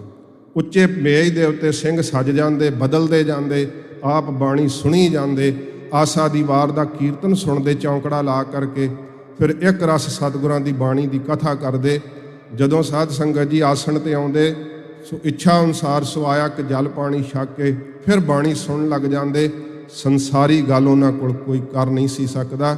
ਜੇ ਕੋਈ ਬਹੁਤ ਪ੍ਰੇਮੀ ਆ ਕਰਕੇ ਥੋੜੀ ਜੀ ਗੱਲ ਵੀ ਕਰਦਾ ਨਾ ਤੇ ਬੜੇ ਬਰਾਗ ਨਾਲ ਕਹਿੰਦੇ, ਪ੍ਰੇਮੀਆਂ ਤਾਂ ਸਾਡਾ ਸਮਾਂ ਬਰਬਾਦ ਕਰ ਦਿੱਤਾ। ਇਹੋ ਜਿਹਾ ਸਾਧ ਸੰਗਤ ਜੀ ਉਹਨਾਂ ਦਾ ਭਾਵ ਸੀ ਸਤਿਗੁਰਾਂ ਦੀ ਬਾਣੀ ਨਾਲ।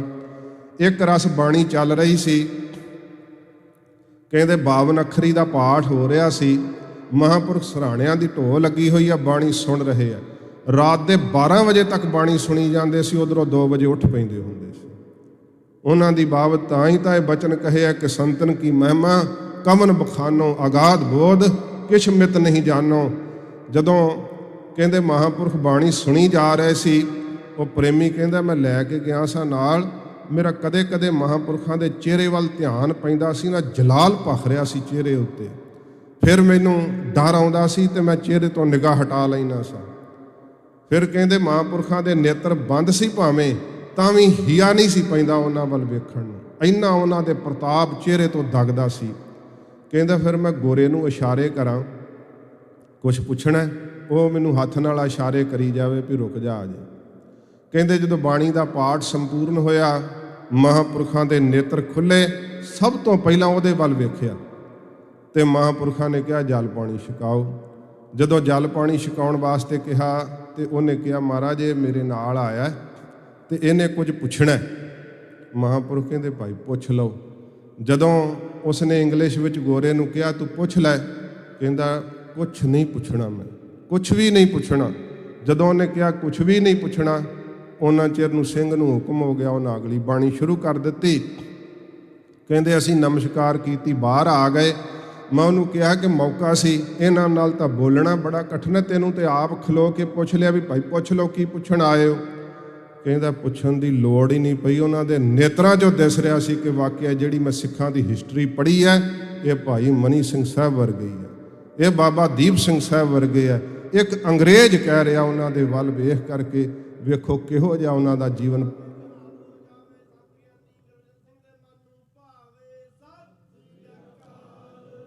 ਇਹੋ ਜੀ ਪਾਰਸ ਕਲਾ ਸੀ। ਹੁਣ ਪਾਰਸ ਨੂੰ ਧਾਂਤਾਂ ਛੋਂਦੀਆਂ ਨੇ ਤੇ ਪਾਰਸ ਉਹਨਾਂ ਨੂੰ ਜਾਤੀ ਥੋੜ੍ਹਾ ਪੁੱਛਦਾ ਕਿ ਧਾਂਤ ਤੇਰੀ ਜਾਤੀ ਕਿਹੜੀ ਹੈ, ਤੇਰਾ ਰੰਗ ਕਿਹੜਾ, ਤੇਰੀ ਨਸਲ ਕਿਹੜੀ ਹੈ। ਨਹੀਂ, ਪਾਰਸ ਨੂੰ ਸੁਹਾ ਦਿਓ, ਉਹਦਾ ਧਰਮ ਹੀ ਸੋਨਾ ਕਰ ਦਿੰਦਾ। ਮਹਾਂਪੁਰਖ ਦੀ ਓਨੀ ਸੰਗਤ ਵਿੱਚ ਚਲੇ ਜਾਓ। ਸਾਧ ਸੰਗਤ ਜੀ ਕੁਦਰਤੀ ਤੌਰ ਤੇ ਬਰਫ਼ ਠੰਡੀ ਹੁੰਦੀ ਹੈ ਨਾ, ਫਿਰ ਜਲ ਸੀਤਲ ਹੀ ਹੁੰਦਾ ਨਾ। ਇਹੀ ਕਲਾ ਸ੍ਰੀਮਾਨ ਸੰਤ ਬਾਬਾ ਠਾਕੁਰ ਸਿੰਘ ਜੀ ਮਹਾਂਪੁਰਖਾਂ ਦੇ ਸਾਧ ਸੰਗਤ ਜੀ ਸਰੀਰ 'ਚ ਵਰਤਦੀ ਸੀਗੀ। ਅਸੀਂ ਉਹਨਾਂ ਦਾ ਸਰੀਰ ਕਿਤਾਬ ਤੇ ਨਹੀਂ ਪੜ੍ਹਿਆ, ਸਰੀਰ ਤੇ ਹੰਡਾਇਆ। ਜਦੋਂ ਕਿਤੇ ਸਹਿਜ ਸੁਭਾਅ ਜੋੜਾ ਪਾਉਣ ਲੱਗਿਆਂ ਹੀ ਮੋਢੇ ਤੇ ਹੱਥ ਧਰ ਦਿੰਦੇ ਸੀ ਨਾ, ਸਾਰੇ ਸਰੀਰ 'ਚ ਕਰੰਟ ਪੈਦਾ ਕਰ ਦਿੰਦੇ ਸੀ। ਇਹੋ ਜਿਹਾ ਉਹਨਾਂ ਦੇ ਅੰਦਰ ਮਕਨਾਤੀਸ ਸੀਗਾ, ਠੰਡ ਪਾ ਦਿੰਦੇ ਸਨ ਕੇਵਲ ਸਪਰਸ਼ ਕਰਨ ਮਾਤਰ ਸੇ।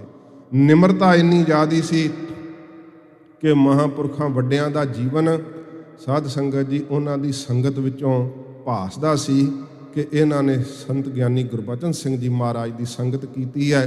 ਕਹਿੰਦੇ ਮਹਾਂਪੁਰਖਾਂ ਨੇ ਕਿਹਾ ਸੀਗਾ ਸਮਾਂ ਆਪਣੀ ਚਾਲ ਨਾਲ ਵੱਧਦਾ ਜਾ ਰਿਹਾ ਹੈ, ਮੈਂ ਮਹਾਂਪੁਰਖਾਂ ਦੇ ਸੱਚਖੰਡ ਜਾਣ ਦਾ ਜਿਹੜਾ ਜ਼ਿਕਰ ਉਹ ਕਰਾਂਗਾ।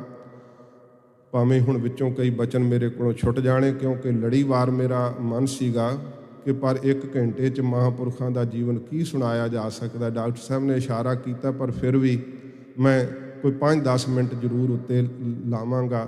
ਆਪ ਜੀ ਨੇ ਇਕਾਗਰਤਾ ਰੱਖਣੀ।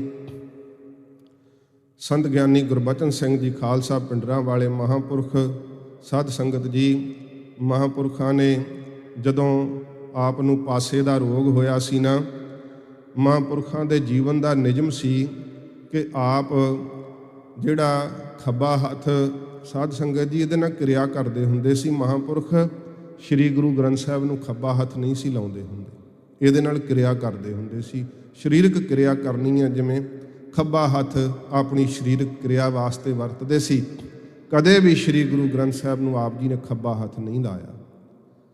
ਤੇ ਜਦੋਂ ਆਪ ਦਾ ਪਾਸਾ ਖਲੋ ਗਿਆ ਸੀਗਾ, ਖੱਬਾ ਪਾਸਾ ਖਲੋ ਗਿਆ ਸੀ ਮਹਾਂਪੁਰਖਾਂ ਦਾ, ਉਸ ਸਮੇਂ ਮਹਾਂਪੁਰਖ ਕਹਿੰਦੇ ਹੈ, ਭਾਈ ਠਾਕੁਰ ਸਿਆਂ, ਮੇਰੇ ਜੀਵਨ ਦਾ ਨਿਯਮ ਹੈ ਕਿ ਮੈਂ ਖੱਬੇ ਹੱਥ ਨਾਲ ਕਿਰਿਆ ਕਰਦਾ ਰਿਹਾ ਸਰੀਰ ਦੀ, ਤੇ ਇਹ ਮੈਂ ਕਦੇ ਗੁਰੂ ਗ੍ਰੰਥ ਸਾਹਿਬ ਨੂੰ ਨਹੀਂ ਸੁਹਾਇਆ। ਤੇ ਹੁਣ ਮੈਂ ਮਹਾਰਾਜ ਦੀ ਤਾਬਿਆ ਬੈਠ ਕਰਕੇ ਬਾਣੀ ਕਿਵੇਂ ਪੜ੍ਹ ਸਕੂੰਗਾ, ਕਿਉਂਕਿ ਸੱਜੇ ਹੱਥ ਨਾਲ ਮੈਂ ਕਿਰਿਆ ਕਰਨੀ ਹੈ ਤੇ ਉਹ ਹੱਥ ਤਾਂ ਮੈਂ ਗੁਰੂ ਗ੍ਰੰਥ ਸਾਹਿਬ ਨੂੰ ਫਿਰ ਨਹੀਂ ਲਾਉਣਾ। ਇਹ ਮਹਾਂਪੁਰਖਾਂ ਕਿਹਾ। ਤੇ ਸੰਤ ਬਾਬਾ ਠਾਕੁਰ ਸਿੰਘ ਜੀ ਨੇ ਹੱਥ ਜੋੜ ਕੇ ਕਿਹਾ, ਮਹਾਰਾਜ ਸਾਡੇ ਸਰੀਰ ਕਾਹਦੇ ਵਾਸਤੇ ਜੇ ਆਪ ਨੇ ਆਪਣੇ ਹੱਥ ਨਾਲ ਹੀ ਕਿਰਿਆ ਕਰਨੀ ਹੈ। ਮਹਾਂਪੁਰਖਾਂ ਦੀ ਸਾਰੀ ਕਿਰਿਆ ਸੰਤ ਬਾਬਾ ਠਾਕੁਰ ਸਿੰਘ ਜੀ ਮਹਾਰਾਜ ਕਰਾਇਆ ਕਰਦੇ ਸੀ। ਜਦੋਂ ਬਲਗਮ ਦੇ ਜ਼ੋਰ ਨਾਲ ਕਦੇ ਮਹਾਂਪੁਰਖਾਂ ਨੇ ਥੁੱਕਣਾ ਹੁੰਦਾ ਸੀ ਨਾ, ਸਾਧ ਸੰਗਤ ਜੀ ਅੱਗੇ ਹੱਥ ਕਰ ਦਿੰਦੇ ਹੁੰਦੇ ਸੀ, ਬੁੱਕ ਕਰ ਦਿੰਦੇ ਹੁੰਦੇ ਸੀ ਕਿ ਮਹਾਂਪੁਰਖ ਇਹਦੇ ਵਿੱਚ ਥੁੱਕ ਲੈਣ। ਤੇ ਕਦੇ ਘਿਰਣਾ ਨਹੀਂ ਕੀਤੀ। ਤੇ ਉਹ ਬਚਨ ਯਾਦ ਆਉਂਦੇ ਗੁਰੂ ਕਾਲ ਦੇ, ਭਾਵੇਂ ਤਾਂ ਅੱਜ ਕੱਲ੍ਹ ਦੇ ਕਈ ਨਾਸਤਕ ਵਿਅੰਗ ਕੱਸਦੇ ਹੈ। ਜਦੋਂ ਗੁਰੂ ਅੰਗਦ ਸਾਹਿਬ ਜੀ ਮਹਾਰਾਜ ਬਿਰਾਜਦੇ ਹੁੰਦੇ ਸੀ ਨਾ, ਹਜੂਰ ਨੇ ਬੇਨਤੀ ਕਰਕੇ ਗੁਰੂ ਨਾਨਕ ਸਾਹਿਬ ਨੂੰ ਆਪਣੇ ਸੱਜੇ ਚਰਨ ਵਿੱਚ ਕੋਹੜ ਦਾ ਨਿਸ਼ਾਨ ਰੱਖਿਆ ਸੀ ਤੇ ਉਸ ਅੰਗੂਠੇ ਵਿੱਚ ਪਾਕ ਪਈ ਰਹਿੰਦੀ ਸੀ। ਸਾਧ ਸੰਗਤ ਜੀ, ਹਜੂਰ ਜਦੋਂ ਬਿਰਾਜਦੇ ਹੁੰਦੇ ਤੇ ਜਲ ਨਾਲ ਮਹਾਰਾਜ ਆਪਣਾ ਪੈਰ ਝਾੜਦੇ ਰਹਿੰਦੇ। ਗੁਰੂ ਅਮਰਦਾਸ ਸਾਹਿਬ ਰਾਤ ਨੂੰ ਸੇਵਾ ਵਿੱਚ ਰਹਿੰਦੇ। ਇੱਕ ਦਿਨ ਮਨ ਵਿੱਚ ਖਿਆਲ ਆਇਆ ਕਿ ਗੁਰੂ ਸਾਹਿਬ ਜੀ ਦੇ ਚਰਨ ਨੂੰ ਬੜਾ ਕਸ਼ਟ ਹੈ। ਕੀ ਕਰਦੇ ਹੁੰਦੇ ਸਤਿਗੁਰੂ ਜੀ? ਮਹਾਰਾਜ ਦਾ ਉਹ ਪਾਕ ਵਾਲਾ ਅੰਗੂਠਾ ਆਪਣੇ ਮੂੰਹ ਵਿੱਚ ਪਾ ਕੇ ਰੱਖਦੇ ਗੁਰੂ ਅਮਰਦਾਸ ਸਾਹਿਬ। ਮੂੰਹ ਦੀ ਗੁਰਮੈਸ਼ ਦਿੰਦੇ ਸਤਿਗੁਰਾਂ ਦੇ ਅੰਗੂਠੇ ਨੂੰ ਕਿ ਜਲਨ ਨਾ ਹੋਵੇ, ਮਹਾਰਾਜ ਬਿਰਾਜੇ ਰਹਿਣ। ਜਿੰਨੀ ਪਾਕ ਮੂੰਹ ਵਿੱਚ ਆ ਜਾਂਦੀ ਸੀ, ਬਾਹਰ ਜਾ ਕੇ ਗਲਛ ਕੇ ਆਉਂਦੇ ਸੀ। ਸਾਧ ਸੰਗਤ ਜੀ, ਕੋਈ ਕਰ ਸਕਦਾ ਏਡੀ ਸੇਵਾ? ਇਹ ਸਤਿਗੁਰਾਂ ਦੇ ਜੀਵਨ ਤੋਂ ਸੇਧ ਮਿਲਦੀ ਹੈ। ਮਹਾਂਪੁਰਖਾਂ ਦੇ ਕੋਲੋਂ ਜੀਵਨ ਇਤਿਹਾਸ ਸਤਿਗੁਰਾਂ ਦਾ ਸੁਣਨਾ, ਧੁਰ ਕੀ ਬਾਣੀ ਸੁਣਨੀ। ਉਹਨਾਂ ਨੂੰ ਪਤਾ ਸੀ ਕਿ ਸੰਤ ਗਿਆਨੀ ਗੁਰਬਚਨ ਸਿੰਘ ਜੀ ਕੌਣ ਨੇ ਮਹਾਂਪੁਰਖ। ਤੇ ਮਹਾਂਪੁਰਖਾਂ ਦੀ ਕਿਰਿਆ ਹੱਥੀਂ ਸੰਤ ਬਾਬਾ ਕਰਤਾਰ ਸਿੰਘ ਜੀ ਮਹਾਰਾਜ, ਸੰਤ ਬਾਬਾ ਠਾਕੁਰ ਸਿੰਘ ਜੀ ਮਹਾਰਾਜ ਕਰਾਉਂਦੇ ਰਹੇ ਹੈ। ਕਈ ਕਿਉਂਕਿ ਵੇਖੋ ਬਾਬਾ ਜੀ ਦੇ ਸੰਗੀ ਜਦੋਂ ਕਿਤੇ ਮਿਲਦੇ ਹੁੰਦੇ ਸੀ ਨਾ, ਕਈ ਜਥੇ ਵਿੱਚ ਹੁੰਦਾ ਹੀ ਹੈ, ਇੱਕ ਦੂਸਰੇ ਦੀ ਬਾਬਤ ਉਹਨਾਂ ਦੱਸਣਾ ਕਿ ਫਲਾਨਾ ਇਸ ਤਰ੍ਹਾਂ ਦਾ ਸੀ, ਫਲਾਨੇ ਦਾ ਸੁਭਾਅ ਇਸ ਤਰ੍ਹਾਂ ਦਾ ਸੀ। ਜਦੋਂ ਬਾਬਾ ਜੀ ਦੀ ਬਾਬਤ ਪੁੱਛਣਾ ਨਾ, ਉਹਨਾਂ ਹੱਥ ਜੋੜ ਕੇ ਕਹਿਣਾ, ਭਾਈ ਠਾਕੁਰ ਸਿੰਘ ਦੀ ਕਮਾਈ ਨੂੰ ਨਮਸਕਾਰ। ਜਿਨ੍ਹਾਂ ਅੱਖੀ ਵੇਖਿਆ ਸੀ ਉਹ ਕਹਿੰਦੇ, ਨਾ ਭਾਈ ਠਾਕੁਰ ਸਿੰਘ ਦੀ ਇੰਨੀ ਕਮਾਈ ਹੈ, ਉਨੀ ਕੋਈ ਸੇਵਾ ਨਹੀਂ ਕਰ ਸਕਦਾ ਜਿੰਨੀ ਸੇਵਾ ਸੰਤਾਂ ਦੀ ਬਾਬਾ ਠਾਕੁਰ ਸਿੰਘ ਜੀ ਮਹਾਰਾਜ ਨੇ ਕੀਤੀ। ਬੜੀਆਂ ਖੁਸ਼ੀਆਂ ਮਹਾਂਪੁਰਖਾਂ ਕੋਲ ਪ੍ਰਾਪਤ ਕੀਤੀਆਂ। ਸੰਤ ਬਾਬਾ ਕਰਤਾਰ ਸਿੰਘ ਜੀ ਖਾਲਸਾ ਪਿੰਡਰਾਂ ਵਾਲਿਆਂ ਦੀ ਪਰਖ ਕਰਨੀ, ਉਹ ਬੜਾ ਲੰਮਾ ਸਾਧ ਸੰਗਤ ਜੀ ਇਤਿਹਾਸ ਹੈ। ਪਰਖ ਕਰਕੇ ਆਪ ਜੀ ਨੇ ਬਖਸ਼ਿਸ਼ ਦੇ ਬਚਨ ਕਹਿਣੇ। ਮਹਾਂਪੁਰਖਾਂ ਨੇ ਭਾਵੇਂ ਇਨਕਾਰ ਕਰਨਾ, ਫਿਰ ਮਹਾਂਪੁਰਖਾਂ ਨੇ ਕਹਿਣਾ ਕਿ ਭਾਈ ਰੂੜੀਆਂ ਤੇ ਕੱਖ ਚੁਗਣੇ ਜਾਂ ਬਖਸ਼ਿਸ਼ ਲੈਣੀ ਹੈ। ਹੱਥ ਜੋੜ ਕੇ ਕਿਹਾ, ਨਾ ਮਹਾਰਾਜ ਬਖਸ਼ਿਸ਼ ਹੀ ਦੇ ਦਿਓ। ਨਹੀਂ ਸੀ ਚਾਹੁੰਦੇ। ਜਿਹਨੂੰ ਇਹ ਸੇਵਾ ਪ੍ਰਾਪਤ ਹੁੰਦੀ ਹੈ ਨਾ, ਉਹ ਦਿਲੋਂ ਨਹੀਂ ਚਾਹੁੰਦੇ ਹੁੰਦੇ, ਕਿਉਂਕਿ ਗੁਰੂ ਕਲਗੀਧਰ ਜੀ ਨੇ ਭੇਜਿਆ ਹੀ ਇਸ ਸੇਵਾ ਵਾਸਤੇ ਹੁੰਦਾ। ਮਹਾਂਪੁਰਖਾਂ ਨੇ ਬਖਸ਼ਿਸ਼ ਭਰੇ ਬਚਨ ਕਹਿ ਦਿੱਤੇ। ਸਾਧ ਸੰਗਤ ਜੀ, ਜਿਸ ਵਕਤ ਪਟਨਾ ਸਾਹਿਬ ਦੀ ਧਰਤੀ ਤੇ ਗੁਰੂ ਕਲਗੀਧਰ ਸਾਹਿਬ ਜੀ ਦਾ ਪ੍ਰਕਾਸ਼ ਗੁਰਪੁਰਬ ਮਨਾਇਆ, ਉਦੋਂ ਮਹਾਂਪੁਰਖਾਂ ਨੇ ਇਹ ਸ਼ਬਦ ਫਿਰ ਸੰਗਤ ਵਿੱਚ ਕਹਿ ਦਿੱਤੇ ਸੀ ਕਿ ਜਿਹੜਾ ਸਰੋਪਾਵਾਦ ਅੱਜ ਸਤਿਗੁਰਾਂ ਜੀ ਦੇ ਤਖਤ ਤੋਂ ਦਾਸ ਨੂੰ ਪ੍ਰਾਪਤ ਹੋਇਆ, ਉਹ ਸਰੋਪਾਓ ਭਾਈ ਕਰਤਾਰ ਸਿੰਘ ਜੀ ਦੇ ਗਲ ਪਾ ਕੇ ਗੁਰੂ ਕਲਗੀਧਰ ਜੀ ਦੇ ਚਰਨੀ ਲਾਇਆ। ਸਤਿਗੁਰੂ ਆਪਣੀ ਟਕਸਾਲ ਦੀ ਲਾਜ ਆਪ ਰੱਖਣ। ਬੜੇ ਬਖਸ਼ਿਸ਼ ਭਰੇ ਬਚਨ ਮਹਾਂਪੁਰਖਾਂ ਨੇ ਕਹੇ। ਉਹ ਟੇਪ ਰਿਕਾਰਡ ਹਨ। ਜਿਸ ਵਕਤ ਮਹਾਂਪੁਰਖਾਂ ਨੇ ਭਾਣਾ ਵਰਤਾਉਣਾ ਸੀ, ਸਾਧ ਸੰਗਤ ਜੀ, ਭਾਈ ਗੁਰਮੁਖ ਸਿੰਘ ਉੜੀਸਾ ਦਾ ਡਾਕਟਰ ਸਾਹਿਬ ਨੇ ਜ਼ਿਕਰ ਕੀਤਾ ਹੈ। ਮੈਂ ਥੋੜ੍ਹਾ ਉਹਨਾਂ ਦੇ ਜੀਵਨ ਬਾਬਤ ਵੀ ਬੇਨਤੀ ਕਰਦੇ ਹਾਂ। ਉਹ ਉੜੀਸਾ ਦੇ ਰਹਿਣ ਵਾਲੇ ਸੀ। ਸਿੱਖੀ ਦਾ ਕੋਈ ਪਿਛੋਕੜ ਨਹੀਂ ਸੀਗਾ। ਕਿਸੇ ਮਹਾਂਪੁਰਖ ਤੋਂ ਸਾਧ ਸੰਗਤ ਜੀ ਥੋੜ੍ਹੀ ਕਥਾ ਉਹਨਾਂ ਸੁਣੀ ਸੀ, ਪਰ ਉਹਨਾਂ ਦੀ ਇੱਕ ਭਰਜਾਈ ਸੀ ਜਿਹਦੇ ਉੱਤੇ ਥੋੜ੍ਹਾ ਗੁਰਮਤ ਦਾ ਪ੍ਰਭਾਵ ਸੀਗਾ। ਉਹਦੇ ਪ੍ਰੇਰਨ ਕਰਕੇ ਭਾਈ ਗੁਰਮੁਖ ਸਿੰਘ ਜੀ ਕੇਸ ਰੱਖੇ ਸੀਗੇ ਤੇ ਭਰਾ ਉਹ ਭਾਈ ਗੁਰਮੁਖ ਸਿੰਘ ਦੇ ਕੇਸ ਕੱਟਣਾ ਚਾਹੁੰਦੇ ਸੀ। ਭਰਜਾਈ ਨੇ ਕਿਹਾ ਕਿ ਤੂੰ ਇੱਥੋਂ ਦੌੜ ਜਾ, ਇਹਨਾਂ ਤੇਰੇ ਕੇਸ ਕਤਲ ਕਰ ਦੇਣੇ ਆ। ਪਾਟੀ ਕਮੀਜ਼ ਪਾਈ ਸੀ ਤੇ ਨਿੱਕਰ ਪਾਈ ਸੀ। ਭਾਈ ਗੁਰਮੁਖ ਸਿੰਘ ਜੀ ਦਾ ਰੰਗ ਵੀ ਕਾਲਾ ਸ਼ਾਹ ਸੀ। ਬੜਾ ਵੇਖਣ ਨੂੰ ਸਾਧ ਸੰਗਤ ਜੀ ਜਿਵੇਂ ਕੋਈ ਨੇੜਾ ਹੀ ਨਾ ਕਰੇ, ਇਸ ਤਰ੍ਹਾਂ ਦਾ ਉਹਨਾਂ ਦਾ ਬਾਹਰੋਂ ਚਿਹਰਾ ਮੋਹਰਾ ਸੀਗਾ, ਕਿਉਂਕਿ ਉੱਧਰ ਦੇ ਹੀ ਰਹਿਣ ਵਾਲੇ ਸੀ ਉੜੀਸਾ ਦੇ। ਉਹ ਟ੍ਰੇਨ ਪਕੜ ਕੇ ਕਲਕੱਤੇ ਆ ਗਏ ਤੇ ਉੱਥੇ ਪੁੱਛਦੇ ਫਿਰਦੇ ਆ ਕੋਈ ਗੁਰਦੁਆਰਾ ਸਾਹਿਬ ਨਹੀਂ ਜਿੱਥੇ ਮੈਂ ਰਹਿ ਪਵਾਂ। ਤੇ ਫਿਰ ਉੱਥੇ ਮਹਾਂਪੁਰਖ ਗਏ ਹੋਏ ਸੀ ਦੇਵਨੇਤ ਨਾਲ ਕਾਲੀ ਘਾਟ। ਸੰਤ ਗਿਆਨੀ ਗੁਰਬਚਨ ਸਿੰਘ ਜੀ ਮਹਾਰਾਜ ਕਈ ਮਹੀਨੇ ਕਥਾ ਕਰਦੇ ਹੁੰਦੇ ਸੀ। ਜਦੋਂ ਮਹਾਂਪੁਰਖ ਕਹਿੰਦੇ ਆ ਬਰਾਜਦੇ ਹੁੰਦੇ ਸੀ ਨਾ ਦਿਨ ਵਕਤ ਕਿਤੇ ਥੋੜ੍ਹਾ ਚਿਰ, ਉਦੋਂ ਸੇਵਾਦਾਰ ਲਾਗੇ ਹੁੰਦੇ ਸੀਗੇ ਤੇ ਕੋਈ ਵੀ ਖੜਕਾ ਨਹੀਂ ਸੀ ਲਾਗੇ ਕਰ ਸਕਦਾ। ਕੀਰਤਨ ਸੋਹਿਲੇ ਦਾ ਪਾਠ ਕਰਦਿਆਂ ਜੇ ਕਿਸੇ ਨੇ ਪੈਰਾਂ ਦਾ ਵੀ ਖੜਕਾ ਕਰਤਾ ਤੇ ਜਥੇ ਚੋਂ ਕੱਢ ਦਿੰਦੇ ਸੀ। ਇਹ ਉਹਨਾਂ ਦਾ ਨਿਯਮ ਸੀ ਸਾਧ ਸੰਗਤ ਜੀ। ਮਹਾਂਪੁਰਖ ਉਸ ਵਕਤ ਬਰਾਜੇ ਹੋਏ ਸੀ ਜਦੋਂ ਕਾਲੀ ਘਾਟ ਗੁਰਦੁਆਰਾ ਸਾਹਿਬ, ਜਿੱਥੇ ਗੁਰੂ ਨਾਨਕ ਸਾਹਿਬ ਜੀ ਮਹਾਰਾਜ ਦੇ ਚਰਨ ਪਏ, ਇਹ ਭਾਈ ਗੁਰਮੁਖ ਸਿੰਘ ਉੜੀਸਾ ਮਹਾਂਪੁਰਖਾਂ ਦੇ ਪਲੰਘੇ ਦੇ ਸਾਧ ਸੰਗਤ ਜੀ ਪੈਂਦ ਵਾਲੇ ਬੰਨੇ ਆ ਕਰਕੇ ਖਲੋ ਗਿਆ। ਮਹਾਂਪੁਰਖਾਂ ਨੇ ਸਹਿਜ ਹੀ ਚਾਦਰਾ ਲਾਇਆ, ਕੋਲੋਂ ਸੇਵਾਦਾਰ ਅਵੇਸਲੇ ਸੀ ਪਾਸੇ ਹਟੇ ਸਨ, ਤੇ ਇੰਨੇ ਚਿਰ ਨੂੰ ਜਦੋਂ ਉਹਨਾਂ ਵੇਖਿਆ ਤੇ ਭਾਈ ਗੁਰਮੁਖ ਸਿੰਘ ਨਾਲ ਮਹਾਂਪੁਰਖ ਗੱਲਾਂ ਕਰਨ ਲੱਗ ਪਏ ਸੀ। ਉਹਨਾਂ ਜਲਦੀ ਆ ਕਰਕੇ ਪਾਸੇ ਹਟਾਉਣਾ ਚਾਹਿਆ। ਮਹਾਂਪੁਰਖਾਂ ਇਸ਼ਾਰਾ ਕਰਤਾ ਕਿ ਭਾਈ ਇਹਨੂੰ ਰਹਿਣ ਦਿਓ। ਮਹਾਂਪੁਰਖਾਂ ਨੇ ਕੁਝ ਬਚਨ ਕੀਤੇ ਹੈ ਤੇ ਬਚਨ ਕਰਨ ਤੋਂ ਉਹ ਬਚਨ ਅੰਕਿਤ ਨਹੀਂ ਹਨ ਕਿ ਕੀ ਬਚਨ ਕੀਤੇ ਹੈ, ਕਿਉਂਕਿ ਉਸ ਸਮੇਂ ਨੇੜੇ ਨਾ ਸੀ ਕੋਈ ਆ ਸਕਿਆ। ਤੇ ਜਦੋਂ ਸੇਵਾਦਾਰ ਨੇੜੇ ਆਏ, ਮਹਾਂਪੁਰਖ ਕਹਿੰਦੇ ਭਾਈ ਇਹਨੂੰ ਚੋਲਾ ਦੇ ਦਿਓ। ਤੇ ਜਥੇ ਵਿੱਚ ਚੋਲਾ 6 ਮਹੀਨੇ ਬਾਅਦ ਦਿੰਦੇ ਹੁੰਦੇ ਸੀ। ਸਿੰਘ ਕਹਿਣ ਲੱਗੇ ਮਹਾਰਾਜ ਜਾਣਦੇ ਨਹੀਂ, ਇਹਨੂੰ ਪਛਾਣਦੇ ਨਹੀਂ, ਚੋਲਾ ਲੈ ਕੇ ਪੋਥੀ ਲੈ ਕੇ ਭੱਜ ਗਿਆ ਤੇ ਫਿਰ ਕੀ ਕਰਾਂਗੇ। ਮਹਾਂਪੁਰਖਾਂ ਨੇ ਫਿਰ ਥੋੜ੍ਹੇ ਸਖਤ ਲਹਿਜੇ ਨਾਲ ਕਿਹਾ ਭਾਈ ਅਸੀਂ ਪਛਾਣ ਲਿਆ, ਚੋਲਾ ਦੇ ਦਿਓ। ਜਦੋਂ ਇਉਂ ਕਿਹਾ, ਉਸੇ ਵੇਲੇ ਚੋਲਾ ਭਾਈ ਗੁਰਮੁਖ ਸਿੰਘ ਜੀ ਨੂੰ ਪਵਾ ਦਿੱਤਾ। ਤੇ ਸਾਧ ਸੰਗਤ ਜੀ ਇੰਨਾ ਪਿਆਰ ਕੀਤਾ, ਕਹਿੰਦੇ ਭਾਈ ਗੁਰਮੁਖ ਸਿਆਂ ਤੈਨੂੰ ਕਿਸੇ ਹੋਰ ਉਸਤਾਦ ਕੋਲੋਂ ਪੜ੍ਹਨ ਦੀ ਲੋੜ ਨਹੀਂ, ਤੈਨੂੰ ਅਸੀਂ ਪੜ੍ਹਾਇਆ ਕਰਾਂਗੇ। ਇੰਨਾ ਪਿਆਰ ਕੀਤਾ, ਉਹਨੂੰ ਆਪ ਗੁਰਮੁਖੀ ਦੀ ਵਿੱਦਿਆ ਪੜ੍ਹਾਈ, ਸ੍ਰੀ ਗੁਰੂ ਗ੍ਰੰਥ ਸਾਹਿਬ ਦੀ ਸਾਰੀ ਸੰਥਿਆ ਕਰਾਈ। ਤੇ ਮਹਾਂਪੁਰਖ ਜਦੋਂ ਰਾਤ ਨੂੰ ਬਰਾਜਿਆ ਕਰਦੇ ਤੇ ਰੁੱਤ ਦੇ ਅਨੁਸਾਰ ਭਾਈ ਗੁਰਮੁਖ ਸਿੰਘ ਜੀ ਜੇ ਤਾਂ ਸਰਦੀ ਹੈ ਮੁੱਠੀ ਚਾਪੀ ਕਰਦੇ ਹੁੰਦੇ, ਜੇ ਗਰਮੀ ਹੈ ਤੇ ਪੱਖਾ ਝੱਲਦੇ ਹੁੰਦੇ। ਮਹਾਂਪੁਰਖਾਂ ਦੇ ਕੋਲੋਂ ਪਾਸੇ ਨਹੀਂ ਸੀ ਜਾਂਦੇ। ਜਲ ਪਾਣੀ ਵਰਤਣਾ ਫਿਰ ਉੱਥੇ ਹੀ, ਕਿਰਿਆ ਕਰਨੀ ਇਸ਼ਨਾਨ ਕਰਨਾ ਫਿਰ ਉੱਥੇ ਹੀ, ਕੋਲੇ ਹੀ ਰਹਿਣਾ ਹਰ ਵੇਲੇ, ਕਿਉਂਕਿ ਉਹਨਾਂ ਨੂੰ ਜਿਹੜਾ ਆਨੰਦ, ਜਿਹੜੀਆਂ ਰਿਸ਼ਮਾਂ ਮਹਾਂਪੁਰਖਾਂ ਦੇ ਸਰੀਰ ਤੋਂ ਪ੍ਰਕਾਸ਼ ਦੀਆਂ ਸੀ ਨਾ, ਉਹਦੇ ਨਾਲ ਆਨੰਦ ਆਉਂਦਾ ਸੀ, ਸੁੱਖ ਮਿਲਦਾ ਸੀ। ਸੰਗਤ ਨਹੀਂ ਸੀ ਛੱਡਦੇ। ਜਿਵੇਂ ਗੁਰੂ ਰਾਮਦਾਸ ਸਾਹਿਬ ਦੀ ਬਾਬਤ ਲਿਖਿਆ ਨਾ, ਸੇਵਾ ਕਰਤ ਨਾ ਛੋਡੇ ਪਾਸ। ਗੁਰੂ ਅਮਰਦਾਸ ਸਾਹਿਬ ਜੀ ਦੀ ਸੇਵਾ ਕਰਦਿਆਂ ਕਦੇ ਪਾਸਾ ਨਹੀਂ ਸੀ ਵੱਟਦੇ। ਧੰਨ ਭਾਈ ਗੁਰਮੁਖ ਸਿੰਘ ਜੀ ਉੜੀਸਾ ਗੁਰੂ ਸਾਹਿਬ ਦੇ ਜੀਵਨ ਤੋਂ ਇਹੀ ਸੇਧ ਲੈ ਕੇ ਮਹਾਂਪੁਰਖਾਂ ਦੀ ਸੇਵਾ ਤੋਂ ਕਦੇ ਪਾਸਾ ਨਹੀਂ ਵੱਟਿਆ। ਪਟਿਆਲੇ ਵਿਖੇ ਮਹਾਂਪੁਰਖ ਇੱਕ ਵਾਰੀ ਪਾਠ ਕਰਦੇ ਸੀ, ਕਿਉਂਕਿ ਆਪ ਦੇ ਜੀਵਨ ਦਾ ਨਿਯਮ ਸੀ। ਭਾਵੇਂ ਕਈ ਅੰਗ ਸਤਿਗੁਰਾਂ ਜੀ ਦੀ ਬਾਣੀ ਦਾ ਪਾਠ ਸੰਤ ਕਰਤਾਰ ਸਿੰਘ ਜੀ ਮਹਾਰਾਜ ਤੋਂ ਸੁਣਦੇ, ਹੋਰ ਸਿੰਘਾਂ ਤੋਂ ਸੁਣਦੇ, ਪਰ 50 ਅੰਗ ਘੱਟੋ ਘੱਟ ਆਪ ਜ਼ਰੂਰ ਮਹਾਰਾਜ ਤਾਬਿਆ ਬਹਿ ਕੇ ਪੜ੍ਹਦੇ ਹੁੰਦੇ ਸੀ। ਤੇ ਉਹਨਾਂ ਦਾ ਪੜ੍ਹਨ ਦਾ ਤਰੀਕਾ ਸਾਡੇ ਵਰਗਾ ਨਹੀਂ ਸੀ। ਇੱਕ ਵਾਰੀ ਕਹਿੰਦੇ ਪਟਿਆਲੇ ਮਹਾਂਪੁਰਖ ਪੜ੍ਹ ਰਹੇ ਸੀ ਬਾਣੀ ਬਿਲਾਵਲ ਰਾਗ ਦੇ ਅੰਦਰ, ਤੇ ਪੜ੍ਹ ਰਹੇ ਸੀ ਦਰਸ਼ਨ ਦੇਖਤ ਦੋਖ ਨਸੇ, ਕਬਹੂ ਨਾ ਹੋਵੋ ਦ੍ਰਿਸ਼ਟ ਅਗੋਚਰ, ਜੀ ਕੈ ਸੰਗ ਬਸੇ। 45 ਮਿੰਟ ਹੀ ਪੰਕਤੀ ਪੜ੍ਹਦੇ ਰਹੇ, 45 ਮਿੰਟ ਬਾਰ-ਬਾਰ ਦਰਸ਼ਨ ਦੇਖਤ ਦੋਖ ਨਸੇ, ਨਾਲੇ ਹੱਥ ਜੁੜੇ ਹੋਏ ਆ, ਦਰਸ਼ਨ ਦੇਖਤ ਦੋਖ ਨਸੇ।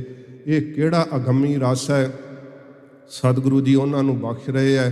ਪਿਆਰ ਦੇ ਵੇਗ ਵਿੱਚ ਉਹੀ ਪੰਕਤੀਆਂ ਪੜ੍ਹੀ ਜਾਂਦੇ ਹੈ। ਭਾਈ ਗੁਰਮੁਖ ਸਿੰਘ ਜੀ ਉੱਥੇ ਪੱਖਾ ਕਰਦੇ ਸੀਗੇ। ਜਦੋਂ ਸਤਿਗੁਰਾਂ ਜੀ ਦੇ ਪਾਵਨ ਸਰੂਪ ਤੇ ਰੁਮਾਲਾ ਸਾਹਿਬ ਪਾਇਆ, ਕਦੇ ਕਦੇ ਉਹ ਖੁਸ਼ੀ ਆਉਂਦੀ ਹੁੰਦੀ ਹੈ ਜਿਹੜੀ ਵਿਸ਼ੇਸ਼ ਹੋਵੇ। ਮਹਾਂਪੁਰਖ ਕਹਿੰਦੇ ਭਾਈ ਗੁਰਮੁਖ ਸਿਆਂ ਤੂੰ ਬਾਹਰਲੇ ਦੇਸ਼ 'ਚੋਂ ਆਇਆ ਸੀ ਤੇ ਕਿਤੇ ਇਹ ਨਾ ਮਨ 'ਚ ਸੋਚੀ ਕਿ ਸਾਧਾਂ ਨਾਲ ਰਿਹਾ ਇਹਨਾਂ ਦਿੱਤਾ ਤੇ ਕੁਛ ਵੀ ਨਹੀਂ, ਗੁਰੂ ਸਾਹਿਬ ਦਾ ਪ੍ਰਤੱਖ ਦਰਸ਼ਨ ਕਰਨਾ ਹੀ ਤੇ ਦੱਸ। ਇਹ ਸ੍ਰੀ ਗੁਰੂ ਗ੍ਰੰਥ ਸਾਹਿਬ ਦੇ ਹਜ਼ੂਰ ਕਹੇ ਹੋਏ ਬਚਨ ਹੈ। ਤੇ ਭਾਈ ਗੁਰਮੁਖ ਸਿੰਘ ਦਾ ਕੰਠ ਭਰ ਗਿਆ, ਨੇਤਰਾਂ 'ਚ ਬਰਾਗ ਆ ਗਿਆ ਤੇ ਕਿਹਾ ਮਹਾਰਾਜ ਮੇਰੀ ਤੁਹਾਡੇ ਨਾਲ ਤੋੜ ਨਿਭ ਜਾਵੇ। ਇਹੀ ਬਚਨ ਕਿਹਾ ਉਸ ਗੁਰਮੁਖ ਪਿਆਰੇ ਨੇ। ਜਿਹੜੇ ਪ੍ਰੇਮ ਦੇ ਵੇਗ ਵਿੱਚ ਸਾਧ ਸੰਗਤ ਜੀ ਗਵਾਚੇ ਹੁੰਦੇ ਆ ਨਾ, ਉਹਨਾਂ ਨੂੰ ਬਾਹਲੇ ਬੋਲਾਂ ਨਾਲ ਇੱਕ ਦੂਸਰੇ ਨੂੰ ਦੱਸਣ ਤੇ ਸਮਝਾਉਣ ਦੀ ਲੋੜ ਨਹੀਂ ਹੁੰਦੀ। ਮਹਾਂਪੁਰਖਾਂ ਇਹੀ ਬਚਨ ਸੁਣਿਆ ਤੇ ਸ੍ਰੀ ਗੁਰੂ ਗ੍ਰੰਥ ਸਾਹਿਬ ਦੇ ਸਾਹਮਣੇ ਪੱਲਾ ਪਾ ਕੇ ਅਰਦਾਸ ਕੀਤੀ, ਹੇ ਗੁਰੂ ਗੋਬਿੰਦ ਸਿੰਘ ਸੱਚੇ ਪਾਤਸ਼ਾਹ ਜੀ, ਆਪ ਦਾ ਇਹ ਸੇਵਕ ਦਾਸ ਨਾਲ ਨਿਭਾਉਣਾ ਚਾਹੁੰਦਾ ਹੈ, ਇਹਦੀ ਸ਼ਰਧਾ ਨੂੰ ਭਾਗ ਲਾਇਓ। ਅਰਦਾਸ ਮਹਾਂਪੁਰਖਾਂ ਆਪ ਕੀਤੀ ਸੀ।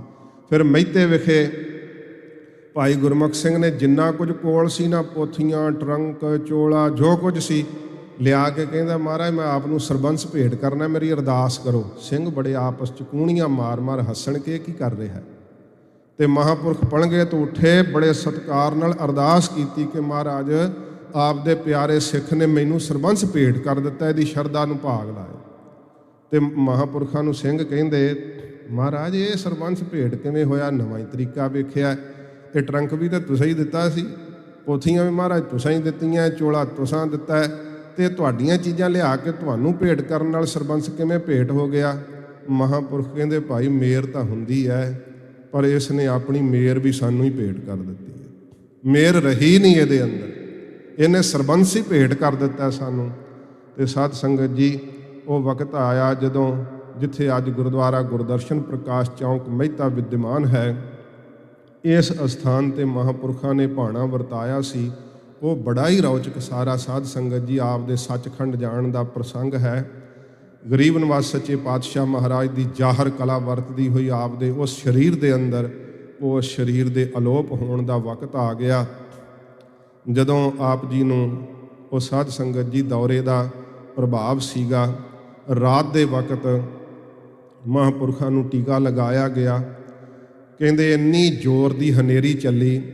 ਆਪ ਦਾ ਇਹ ਨਿਯਮ ਸੀ ਕਿ ਸਵੇਰੇ ਜਿੱਥੇ ਧੁਰ ਕੀ ਬਾਣੀ ਦੀ ਕਥਾ ਕਰਦੇ, ਦੁਪਹਿਰੇ ਸ੍ਰੀ ਦਸਮ ਗ੍ਰੰਥ ਦੀ ਕਥਾ ਹੁੰਦੀ, ਤੇ ਸਾਧ ਸੰਗਤ ਜੀ ਸ਼ਾਮ ਨੂੰ ਇਤਿਹਾਸ ਦੀ ਕਥਾ ਆਪ ਕਰਦੇ, ਤੇ ਅਖੀਰਲੇ ਦਿਨ ਤੱਕ ਆਪ ਕੀਤੀ। 27 ਕਥਾ ਦਾ ਭੋਗ ਆਪ ਨੇ ਆਪਣੀ ਜੀਵਨ ਵਿੱਚ ਪਾਇਆ ਧੁਰ ਕੀ ਬਾਣੀ ਦੇ। 27 ਕਥਾ, 26 ਕਥਾ ਸੰਪੂਰਨ ਹੋਈਆਂ। 27ਵੀਂ ਕਥਾ ਬਸੰਤ ਰਾਗ ਵਿੱਚ ਅਸ਼ਟਪਦੀਆਂ ਵਿੱਚ ਚੱਲ ਰਹੀ ਸੀ। ਉਸ ਦਿਨ ਜਿਹੜੀ ਕਥਾ ਹੋਈ ਹੈ, ਜਿਨ੍ਹਾਂ ਨੇ ਮਹਾਂਪੁਰਖਾਂ ਦੀ ਰਸਨਾ ਤੋਂ ਉਸ ਦਿਨ ਕਥਾ ਸੁਣੀ, ਉਹ ਚੋਣਵੇਂ ਸਰੀਰ ਅਜੇ ਹੈਗੇ ਹੈ। ਕਹਿੰਦੇ ਜਿਵੇਂ ਮਹਾਂਪੁਰਖਾਂ ਦਾ ਅੱਜ ਸੱਚਖੰਡ ਦਾ ਉਹ ਦਿਨ ਆ ਰਿਹਾ ਸੀ, ਇਹੋ ਜਿਹੀ ਕਥਾ ਕੀਤੀ ਸੀ। ਇਉਂ ਲੱਗ ਰਿਹਾ ਸੀ ਜਿਵੇਂ ਜੜ ਚੀਜ਼ਾਂ ਚੇਤਨ ਹੁੰਦੀਆਂ ਜਾ ਰਹੀਆਂ ਤੇ ਚੇਤਨ ਜੜ ਬਣਦੀਆਂ ਜਾ ਰਹੀਆਂ। ਇਹੋ ਜਿਹਾ ਅਲਾਹੀ ਰਸ ਉਸ ਦਿਨ ਵਰਤਿਆ ਸੀ। ਫਿਰ ਮਹਾਰਾਜ ਦੇ ਜੋ ਦਸਮ ਬਾਣੀ ਦੇ ਸਾਧ ਸੰਗਤ ਜੀ ਅਰਥ ਵਿਦਿਆਰਥੀਆਂ ਨੂੰ ਪੜ੍ਹਾਉਂਦੇ, ਤੇ ਦਸਮ ਬਾਣੀ ਦੀ ਵੀ ਕਥਾ ਉਸ ਦਿਨ ਆਪ ਨੇ ਦੁਪਹਿਰ ਦੇ ਵਕਤ ਕੀਤੀ। ਸ਼ਾਮ ਦੇ ਵਕਤ ਗੁਰੂ ਕਲਗੀਧਰ ਸੱਚੇ ਪਾਤਸ਼ਾਹ ਜੀ ਮਹਾਰਾਜ ਦੇ ਵਿਆਹ ਦਾ ਪ੍ਰਸੰਗ ਸੀ। ਇਹ 14 ਹਾੜ ਦੀ ਸਾਧ ਸੰਗਤ ਜੀ ਰਾਤ ਵੈ ਮਹਾਰਾਜ ਦੇ ਵਿਆਹ ਦਾ ਪ੍ਰਸੰਗ, ਤੇ ਆਪ ਕਥਾ ਬੜੇ ਜਾਹੋ ਜਲਾਲ 'ਚ ਕਰ ਰਹੇ ਹੈ। ਜਦੋਂ 1 ਘੰਟਾ ਹੋ ਗਿਆ ਨਾ, ਤੇ ਸੰਤ ਬਾਬਾ ਕਰਤਾਰ ਸਿੰਘ ਜੀ ਮਹਾਰਾਜ ਪਾਠ ਕਰਾਉਂਦੇ ਸੀ, ਤੇ ਜਾਣਿਆ ਕਿ ਸਰੀਰ ਢਿੱਲਾ, ਖੇਚਲ ਨਾ ਹੋਵੇ, ਤੇ ਕਹਿਣ ਲੱਗੇ ਮਹਾਰਾਜ ਆਪ ਘੰਟਾ ਹੋ ਗਿਆ, ਹੁਣ ਸਮਾਪਤੀ ਕਰ ਦਿਓ। ਕਹਿਣ ਲੱਗੇ ਤੈਨੂੰ ਪਾਠ ਕਰਾਉਂਦਿਆਂ ਕੀ ਹੁੰਦਾ ਹੈ, ਪਾਠ ਕਰੀ ਚੱਲ। ਤੇ 1 ਘੰਟੇ ਤੋਂ ਵਧੇਕ ਕਥਾ ਕੀਤੀ ਉਸ ਦਿਨ ਮਹਾਰਾਜ ਦੇ ਵਿਆਹ ਦੇ ਪ੍ਰਸੰਗ ਦੀ। ਤੇ ਪੰਜੋਖਰਾ ਸਾਹਿਬ ਵਾਲੇ ਬਾਪੂ ਮੇਹਰ ਸਿੰਘ ਜੀ ਕਹਿੰਦੇ ਉਸ ਵਕਤ ਆਏ ਤੇ ਰਮਜ ਨਾਲ ਕਿਹਾ, ਆ ਭਈ ਬਾਬਾ ਮੇਹਰ ਸਿੰਘ ਤੂੰ ਵੀ ਜਿਉਂਦਿਆਂ ਜੀ ਉਹ ਦਰਸ਼ਨ ਦੇ ਹੀ ਦਿੱਤੇ। ਇਹ ਵੀ ਉਦੋਂ ਰਮਜ ਮਾਰੀ ਕਥਾ ਦੇ ਵਿੱਚ ਹੀ ਕਿਹਾ। ਕਹਿੰਦੇ ਤੇ ਸੀ, ਪਰ ਕਹਿੰਦੇ ਸਮਝ ਨਹੀਂ ਸੀ ਪੈਂਦੀ। ਇੱਕ ਦਿਨ ਕਹਿੰਦੇ ਅੱਜ ਨਾ ਸਾਨੂੰ ਰਾਤ ਦੌਰਾ ਪਿਆ ਸੀ, ਅਸੀਂ ਸੱਚਖੰਡ ਚੱਲੇ ਸੀ, ਦੱਸ ਰਹੇ ਸੀ, ਪਰ ਨਹੀਂ ਸੀ ਪਤਾ ਲੱਗ ਰਿਹਾ। ਜਦੋਂ ਰਾਤ ਉਹ ਵਕਤ ਹੋਇਆ ਤੇ ਸਾਧ ਸੰਗਤ ਜੀ ਇੰਨੀ ਜ਼ੋਰ ਦੀ ਤੂਫਾਨ ਚੱਲਿਆ, ਲਾਈਟ ਸਾਰੀ ਬੰਦ ਹੋ ਗਈ। ਉਹ ਮਿੱਟੀ ਘੱਟੇ ਨਾਲ ਆਪ ਨੂੰ ਉਹ ਦੌਰੇ ਦਾ ਪ੍ਰਭਾਵ ਵਧਿਆ, ਬਾਛੜ ਬਰਾਂਡੇ ਤੱਕ ਪੈਣ ਲੱਗੀ। ਤੇ ਕਿਹਾ ਭਾਈ ਕਰਤਾਰ ਸਿੰਘ ਸਾਡਾ ਪਲੰਘਾ ਚੁੱਕ ਕੇ ਅੰਦਰ ਕਰੋ। ਕਿਹਾ 7 ਬਚਨ ਜੀ। ਕਰਨ ਲੱਗੇ ਪਲੰਘਾ ਵੱਡਾ ਹੈ, ਬੂਹਾ ਛੋਟਾ ਹੈ, ਕਿਵੇਂ ਲੰਘ ਜੇ? ਹੱਥ ਜੋੜ ਕੇ ਆਖਿਆ ਮਹਾਰਾਜ ਚੜੇ ਚੜਾਤੇ ਪਲੰਘਾ ਨਹੀਂ ਲੰਘਦਾ। ਮਹਾਰਾਜ ਜਾਂ ਤਾਂ ਚੁਗਾਠ ਵੱਡੀ ਕਰ ਦਿਓ ਜਾਂ ਪਲੰਘਾ ਛੋਟਾ ਕਰ ਦਿਓ। ਮਹਾਂਪੁਰਖਾਂ ਨੇ ਜੋ ਖਾਲਸਾ ਜੀਵਨ ਵਿੱਚ ਲਿਖਿਆ, ਮੈਂ ਤੁਹਾਨੂੰ ਦੋਵੇਂ ਬਚਨ ਸੁਣਾ ਦਿੰਦਾ। ਖਾਲਸਾ ਜੀਵਨ ਵਿੱਚ ਲਿਖਿਆ, ਮਹਾਂਪੁਰਖ ਕਹਿੰਦੇ ਵੀ ਕਰਾਮਾਤ ਪਰਖਣਾ ਚਾਹੁੰਦਾ, ਮੰਜਾ ਕਹਿੰਦੇ ਅੰਦਰ ਨਹੀਂ ਲਿਜਾਣ ਦਿੱਤਾ, ਕਹਿੰਦੇ ਬਾਹਰ ਰਹਿਣ ਦਿਓ। ਪਰ ਸੰਤ ਬਾਬਾ ਜਰਨੈਲ ਸਿੰਘ ਜੀ ਮਹਾਂਪੁਰਖਾਂ ਦੀ ਰਸਨਾ ਦੇ ਵਾਕ ਮੈਂ ਕਥਾ 'ਚ ਸੁਣੇ ਹੈ। ਮਹਾਂਪੁਰਖ ਕਹਿੰਦੇ ਭਾਈ ਪਲੰਘਾ ਅੰਦਰ ਲੰਘ ਗਿਆ ਸੀ, ਤੇ ਕਿਵੇਂ ਚਗਾਠ ਵੱਡੀ ਕਰਤੀ ਜਾਂ ਮੰਜਾ ਛੋਟਾ ਕਰਤਾ ਇਹ ਤਾਂ ਉਹ ਹੀ ਜਾਣਦੇ ਆ। ਮੰਜਾ ਅੰਦਰ ਲੰਘ ਗਿਆ ਸੀ। ਮਹਾਂਪੁਰਖਾਂ ਨੇ ਸਾਧ ਸੰਗਤ ਜੀ ਅਖੀਰ ਦੀ ਬਾਬਤ ਕੇਸੀ ਕੰਘਾ ਕੀਤਾ, ਦਸਤਾਰ ਸਜਾਈ, ਕੀਰਤਨ ਸੋਹਲੇ ਦਾ ਪਾਠ ਕੀਤਾ ਸੀ। ਤੇ ਜਦੋਂ ਤੀਸਰੀ ਵਾਰ ਮਹਾਂਪੁਰਖਾਂ ਨੂੰ ਏਸਰ ਹੋਇਆ, ਸਰੀਰ ਕਹਿੰਦੇ ਇੱਕ ਵਾਰੀ ਕੰਬਿਆ ਪੂਰਾ, ਉੱਚੀ ਉੱਚੀ ਵਾਹਿਗੁਰੂ ਵਾਹਿਗੁਰੂ ਆਖਿਆ ਤੇ ਸਾਰੇ ਸਿੰਘਾਂ ਨੂੰ ਗੱਜ ਕੇ ਫਤਿਹ ਬੁਲਾਈ। ਫਤਿਹ ਬੁਲਾ ਕੇ ਹੌਲੀ ਹੌਲੀ ਵਾਹਿਗੁਰੂ ਵਾਹਿਗੁਰੂ ਕਰਦਿਆਂ ਆਪ ਬ੍ਰਹਮਲੀਨ ਹੋ ਗਏ। ਅੱਜ ਦਾ ਉਹ ਦਿਨ ਹੈ 15 ਹਾੜ ਦਾ, ਜਦੋਂ ਆਪ ਜੀ ਨੇ ਸੱਚਖੰਡ ਜਾਣਾ ਕੀਤਾ। ਬਾਹਰ ਆਸਣ ਸੀ ਭਾਈ ਗੁਰਮੁਖ ਸਿੰਘ ਦਾ, ਤੇ ਮਹਾਂਪੁਰਖਾਂ ਆਵਾਜ਼ ਮਾਰੀ, ਭਾਈ ਗੁਰਮੁਖ ਸਿਆਂ ਆ ਸੱਚਖੰਡ ਲੈ ਚੱਲੀਏ। ਅੱਬੜ ਵਾਏ ਉੱਠਿਆ, ਦੌੜਿਆ ਕਿ ਸਿੰਘਾਂ ਨੂੰ ਕਹਿੰਦਾ ਮੈਨੂੰ ਮਹਾਂਪੁਰਖਾਂ ਆਵਾਜ਼ ਮਾਰੀ ਹੈ ਸੱਚਖੰਡ ਚੱਲੀਏ। ਉਹ ਕਹਿੰਦੇ ਤੈਨੂੰ ਸੁਪਨਾ ਆਇਆ ਹੋਣਾ, ਪੈ ਜਾ ਲੰਮੇ, ਮਹਾਂਪੁਰਖ ਤਾਂ ਬਰਾਜੇ ਹੋਣੇ ਆ ਜੇ। ਦੌੜਾ ਹੀ ਆਇਆ। ਜਦੋਂ ਆਏ ਭਾਈ ਗੁਰਮੁਖ ਸਿੰਘ ਜੀ, ਪੁੱਛਿਆ, ਸਿੰਘਾਂ ਦੇ ਚਿਹਰੇ ਬਰਾਗਮਈ ਵੇਖੇ, ਕਿਹਾ ਮਹਾਂਪੁਰਖ ਭਾਣਾ ਵਰਤਾ ਗਏ ਐ। ਕਹਿੰਦੇ ਭਾਈ ਗੁਰਮੁਖ ਸਿੰਘ ਜੀ ਕੋਲੋਂ ਰੋਇਆ ਨਹੀਂ ਗਿਆ। ਐਨ ਜਿਵੇਂ ਥੰਮ ਹੁੰਦਾ, ਮੂਰਤ ਬਣ ਗਏ, ਜੜ ਹੋ ਗਿਆ ਸਾਰਾ ਸਰੀਰ, ਤੇ ਮਹਾਂਪੁਰਖਾਂ ਦੇ ਪਲੰਘੇ ਕੋਲ ਆ ਕੇ ਬੈਠ ਗਏ। ਕੋਈ ਆਵੇ ਕੋਈ ਜਾਵੇ, ਭਾਈ ਗੁਰਮੁਖ ਸਿੰਘ ਨੂੰ ਦੇਸ਼ ਕਾਲ ਵਸਤੂ ਭੁੱਲ ਗਈ। ਮਹਾਂਪੁਰਖਾਂ ਦੇ ਪਲੰਘੇ ਕੋਲ ਹੀ ਬੈਠੇ ਹੋਏ ਭਾਈ ਗੁਰਮੁਖ ਸਿੰਘ ਜੀ ਕਿਸੇ ਅਗੰਮੀ ਰਸ ਵਿੱਚ ਗੁਆਚੇ ਰਹੇ। ਮਹਾਂਪੁਰਖਾਂ ਨੇ ਇਹ ਬਚਨ ਕਹੇ ਸੀ ਕਿ ਸਾਡੇ ਸਰੀਰ ਦਾ ਅੰਤਮ ਸੰਸਕਾਰ ਪਤਾਲਪੁਰੀ ਸਾਹਿਬ ਵਿਖੇ ਕਰਨਾ, ਤੇ ਕੋਈ ਸਾਡਾ ਅਸਥਾਨ ਨਹੀਂ ਬਣਨਾ ਚਾਹੀਦਾ। ਸਾਧ ਸੰਗਤ ਜੀ, ਐਡੇ ਮਹਾਂਪੁਰਖ ਨਿਜਮੀ ਸੀਗੇ। ਸ਼੍ਰੀ ਗੁਰੂ ਗ੍ਰੰਥ ਸਾਹਿਬ ਜੀ ਦੇ ਸਤਿਕਾਰ 'ਚ ਜੇ ਕੋਈ ਫਰਕ ਪਾਉਂਦਾ ਨਾ, ਥੋੜ੍ਹਾ ਜਿੰਨਾ ਕਿਸੇ ਜਥੇ ਦੇ ਸਿੰਘ ਕੋਲ ਗਲਤੀ ਹੋ ਜਾਂਦੀ, ਬੜਾ ਤਾੜਦੇ, ਬਹੁਤ ਜ਼ਿਆਦਾ। ਤੇ ਆਪਣੇ ਸਰੀਰ ਦੀ ਬਾਬਤ ਰੰਚਕ ਮਾਤਰ ਵੀ ਕਦੇ ਸਤਿਕਾਰ ਨਾ ਕਰਾਉਂਦੇ। ਜਦੋਂ ਇਹ ਬਚਨ ਕਹੇ ਸੀ ਸੰਤ ਕਰਤਾਰ ਸਿੰਘ ਜੀ ਨੂੰ, ਤੇ ਸਾਰੇ ਸੰਤ ਮਹਾਂਪੁਰਸ਼ ਇਕੱਠੇ ਹੋ ਕੇ ਕਹਿੰਦੇ ਕਿ ਐਡੀ ਪੂਜਨੀਕ ਆਤਮਾ, ਇਹਨਾਂ ਦਾ ਸਥਾਨ ਹੋਣਾ ਚਾਹੀਦਾ। ਸਾਰਿਆਂ ਸਲਾਹ ਕਰ ਲਈ ਤੇ ਕਹਿਣ ਲੱਗੇ ਸੰਤ ਕਰਤਾਰ ਸਿੰਘ ਜੀ ਨੂੰ ਕਿ ਅਸੀਂ ਸਾਰੇ ਜਿਹੜੇ ਆ ਸੰਤ ਮਹਾਂਪੁਰਸ਼ ਉਹਨਾਂ ਗੁਰਮਤਾ ਕਰ ਲਿਆ। ਭਾਈ ਕਰਤਾਰ ਸਿੰਘ ਜੀ, ਤੁਹਾਡੀ ਕੀ ਸਲਾਹ ਹੈ? ਸੰਤ ਕਰਤਾਰ ਸਿੰਘ ਜੀ ਨੇ ਕਿਹਾ, ਜਿੰਨਾ ਚਿਰ ਮੇਰਾ ਸਿਰ ਕਾਇਮ ਹੈ ਉਹਨਾਂ ਚਿਰ ਤਾਂ ਮਹਾਂਪੁਰਖਾਂ ਦਾ ਇੱਥੇ ਸੰਸਕਾਰ ਨਹੀਂ ਕਰ ਸਕਦੇ। ਜੇ ਮੇਰਾ ਸਿਰ ਵੱਢ ਲਓਗੇ ਤਾਂ ਫਿਰ ਭਾਵੇਂ ਸੰਸਕਾਰ ਇੱਥੇ ਕਰ ਲਿਓ। ਸਭ ਝੁਕ ਗਏ। ਝੁਕਣਾ ਪਿਆ ਮਹਾਂਪੁਰਖਾਂ ਦੇ ਨਿਸ਼ਚੇ ਅੱਗੇ। ਤੇ ਫਿਰ ਸਾਧ ਸੰਗਤ ਜੀ, ਕਾਫਲੇ ਦੇ ਰੂਪ ਵਿੱਚ ਬਹੁਤ ਜ਼ਿਆਦਾ ਸੰਗਤ ਸੀਗੀ। ਸਾਰੀਆਂ ਸਿੱਖ ਪੰਥ ਦੀਆਂ ਜਥੇਬੰਦੀਆਂ, ਕਿਉਂਕਿ ਉਹਨਾਂ ਦਾ ਪਿਆਰ ਕਿਸੇ ਜਥੇਬੰਦੀ ਨਾਲ ਤਾਂ ਵੇਖੋ, ਸਿੰਘ ਵੀ ਸਾਰੇ ਜਥੇਬੰਦੀਆਂ ਦੇ ਉਹਨਾਂ ਨਾਲ ਪਿਆਰ ਕਰਦੇ ਸੀ। ਕੀ ਨਿਹੰਗ ਸਿੰਘ, ਕੀ ਨਿਰਮਲੇ, ਕੀ ਉਦਾਸੀ ਮਹਾਤਮਾ, ਕੀ ਸੇਵਾ ਪੰਥੀ, ਕੀ ਸ਼੍ਰੋਮਣੀ ਕਮੇਟੀ, ਸਾਰੀਆਂ ਜਥੇਬੰਦੀਆਂ ਪਹੁੰਚੀਆਂ ਹੋਈਆਂ ਸੀ। ਅੰਮ੍ਰਿਤ ਪਵਿੱਤਰ ਸ੍ਰੀ ਹਰਿਮੰਦਰ ਸਾਹਿਬ ਜੀ ਦੇ ਅੰਮ੍ਰਿਤ ਸਰੋਵਰ ਜਲ ਨਾਲ ਆਪ ਦਾ ਇਸ਼ਨਾਨ ਕਰਾਇਆ ਗਿਆ। 5 ਸਰੋਵਰਾਂ ਦਾ ਜਲ ਵੀ ਲਿਆਂਦਾ ਗਿਆ। ਤੇ ਜਦੋਂ ਭਿੰਡਰੀ ਆਪ ਜੀ ਦਾ ਕਾਫਲਾ ਪਹੁੰਚਾ, ਭਿੰਡਰੀ ਸਿੰਘਾਂ ਨੇ ਜਲ ਪਾਣੀ ਛਕਿਆ। ਕਹਿੰਦੇ ਭਾਈ ਗੁਰਮੁਖ ਸਿੰਘ ਨੂੰ ਧੱਕੇ ਨਾਲ ਇੱਥੇ ਕੱਚੀ ਲੱਸੀ ਪਿਆਈ ਹੈ, ਨਹੀਂ ਤੇ ਉੱਥੇ ਮਹਾਂਪੁਰਖਾਂ ਦੇ ਬਿਮਾਨ ਕੋਲ ਹੀ ਭਾਈ ਗੁਰਮੁਖ ਸਿੰਘ ਜੀ ਰਹੇ। ਇੱਥੋਂ ਕਹਿੰਦੇ ਨੇ ਭਾਈ ਗੁਰਮੁਖ ਸਿੰਘ ਜੀ ਕੋਲ ਝੋਲਾ ਸੀਗਾ, ਉਹਦੇ ਵਿੱਚ ਉਹਨਾਂ ਨੇ ਆਪਣਾ ਇੱਕ ਨਵਾਂ ਚੋਲਾ ਤੇ ਕਸ਼ਹਿਰਾ ਪਰਨਾ ਰੱਖਿਆ ਹੋਇਆ ਸੀ। ਜਦੋਂ ਪਤਾਲਪੁਰੀ ਸਾਹਿਬ ਵਿਖੇ ਮਹਾਂਪੁਰਖਾਂ ਦਾ ਪਾਵਨ ਸਰੀਰ ਲਿਆਂਦਾ ਗਿਆ, ਭਾਈ ਗੁਰਮੁਖ ਸਿੰਘ ਜੀ ਆਪ ਵਿੱਚ ਲੱਗ ਕਰਕੇ, ਜਿੱਥੇ ਸੰਤ ਕਰਤਾਰ ਸਿੰਘ ਜੀ ਮਹਾਰਾਜ ਸੇਵਾ ਕਰ ਰਹੇ ਸੀ, ਸੰਤ ਬਾਬਾ ਠਾਕੁਰ ਸਿੰਘ ਜੀ ਮਹਾਰਾਜ ਸਰੀਰ ਦੀ ਅੰਤਮ ਕਿਰਿਆ ਲਈ ਇਸ਼ਨਾਨ ਕਰਵਾ ਰਹੇ ਸਨ।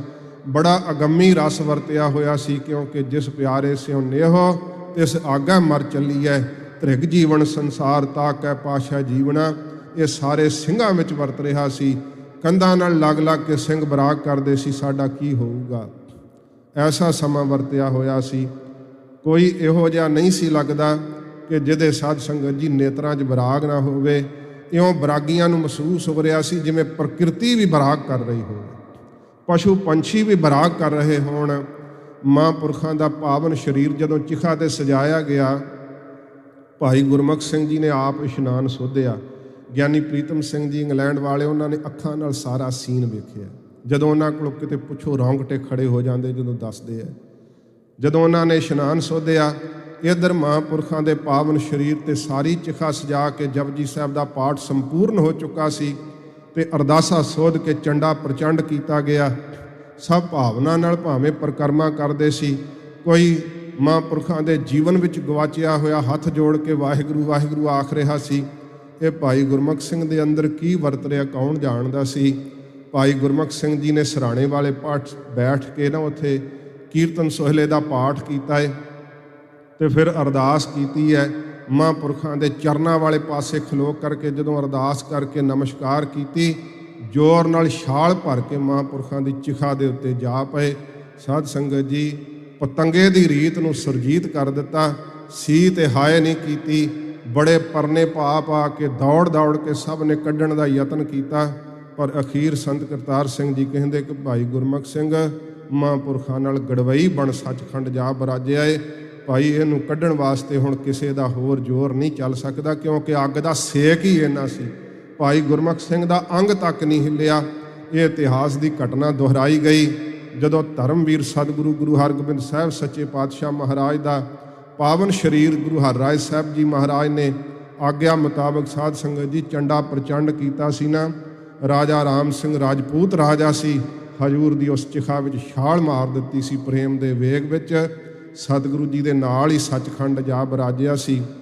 ਇੱਕ ਜੱਟ ਬਰਾਦਰੀ ਵਿੱਚੋਂ ਸੀਗਾ ਸਿੱਖ ਮਹਾਰਾਜ ਜੀ ਦਾ, ਉਹ ਵੀ ਇਸ ਚਿਖਾ ਦੇ ਵਿੱਚ ਛਾਲ ਮਾਰ ਕਰਕੇ 2 ਸਿੱਖ ਸਤਿਗੁਰਾਂ ਜੀ ਦੇ ਨਾਲ ਹੀ ਸੱਚਖੰਡ ਜਾ ਬਰਾਜੇ।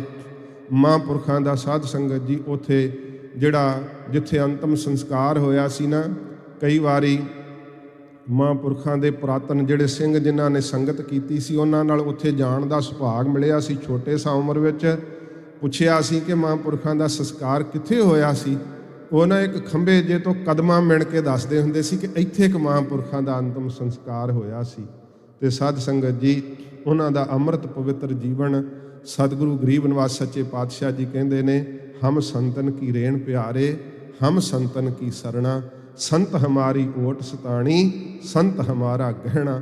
ਇਹ ਗਹਿਣਾ ਨੇ ਧੰਨ ਗੁਰੂ ਮਹਾਰਾਜ ਸੱਚੇ ਪਾਤਸ਼ਾਹ ਦੇ ਬਖਸ਼ੇ ਹੋਏ ਸ੍ਰੀਮਾਨ ਸੰਤ ਗਿਆਨੀ ਗੁਰਬਚਨ ਸਿੰਘ ਜੀ ਖਾਲਸਾ ਪਿੰਡਰਾਂ ਵਾਲੇ ਮਹਾਂਪੁਰਖ। ਅੱਜ ਮਹਾਂਪੁਰਖਾਂ ਦੀ ਬਰਸੀ ਦਾ ਦਿਨ ਹੈ 15 ਹਾੜ, ਜਦੋਂ ਮਹਾਂਪੁਰਖ ਸੱਚਖੰਡ ਗਏ ਹੈ।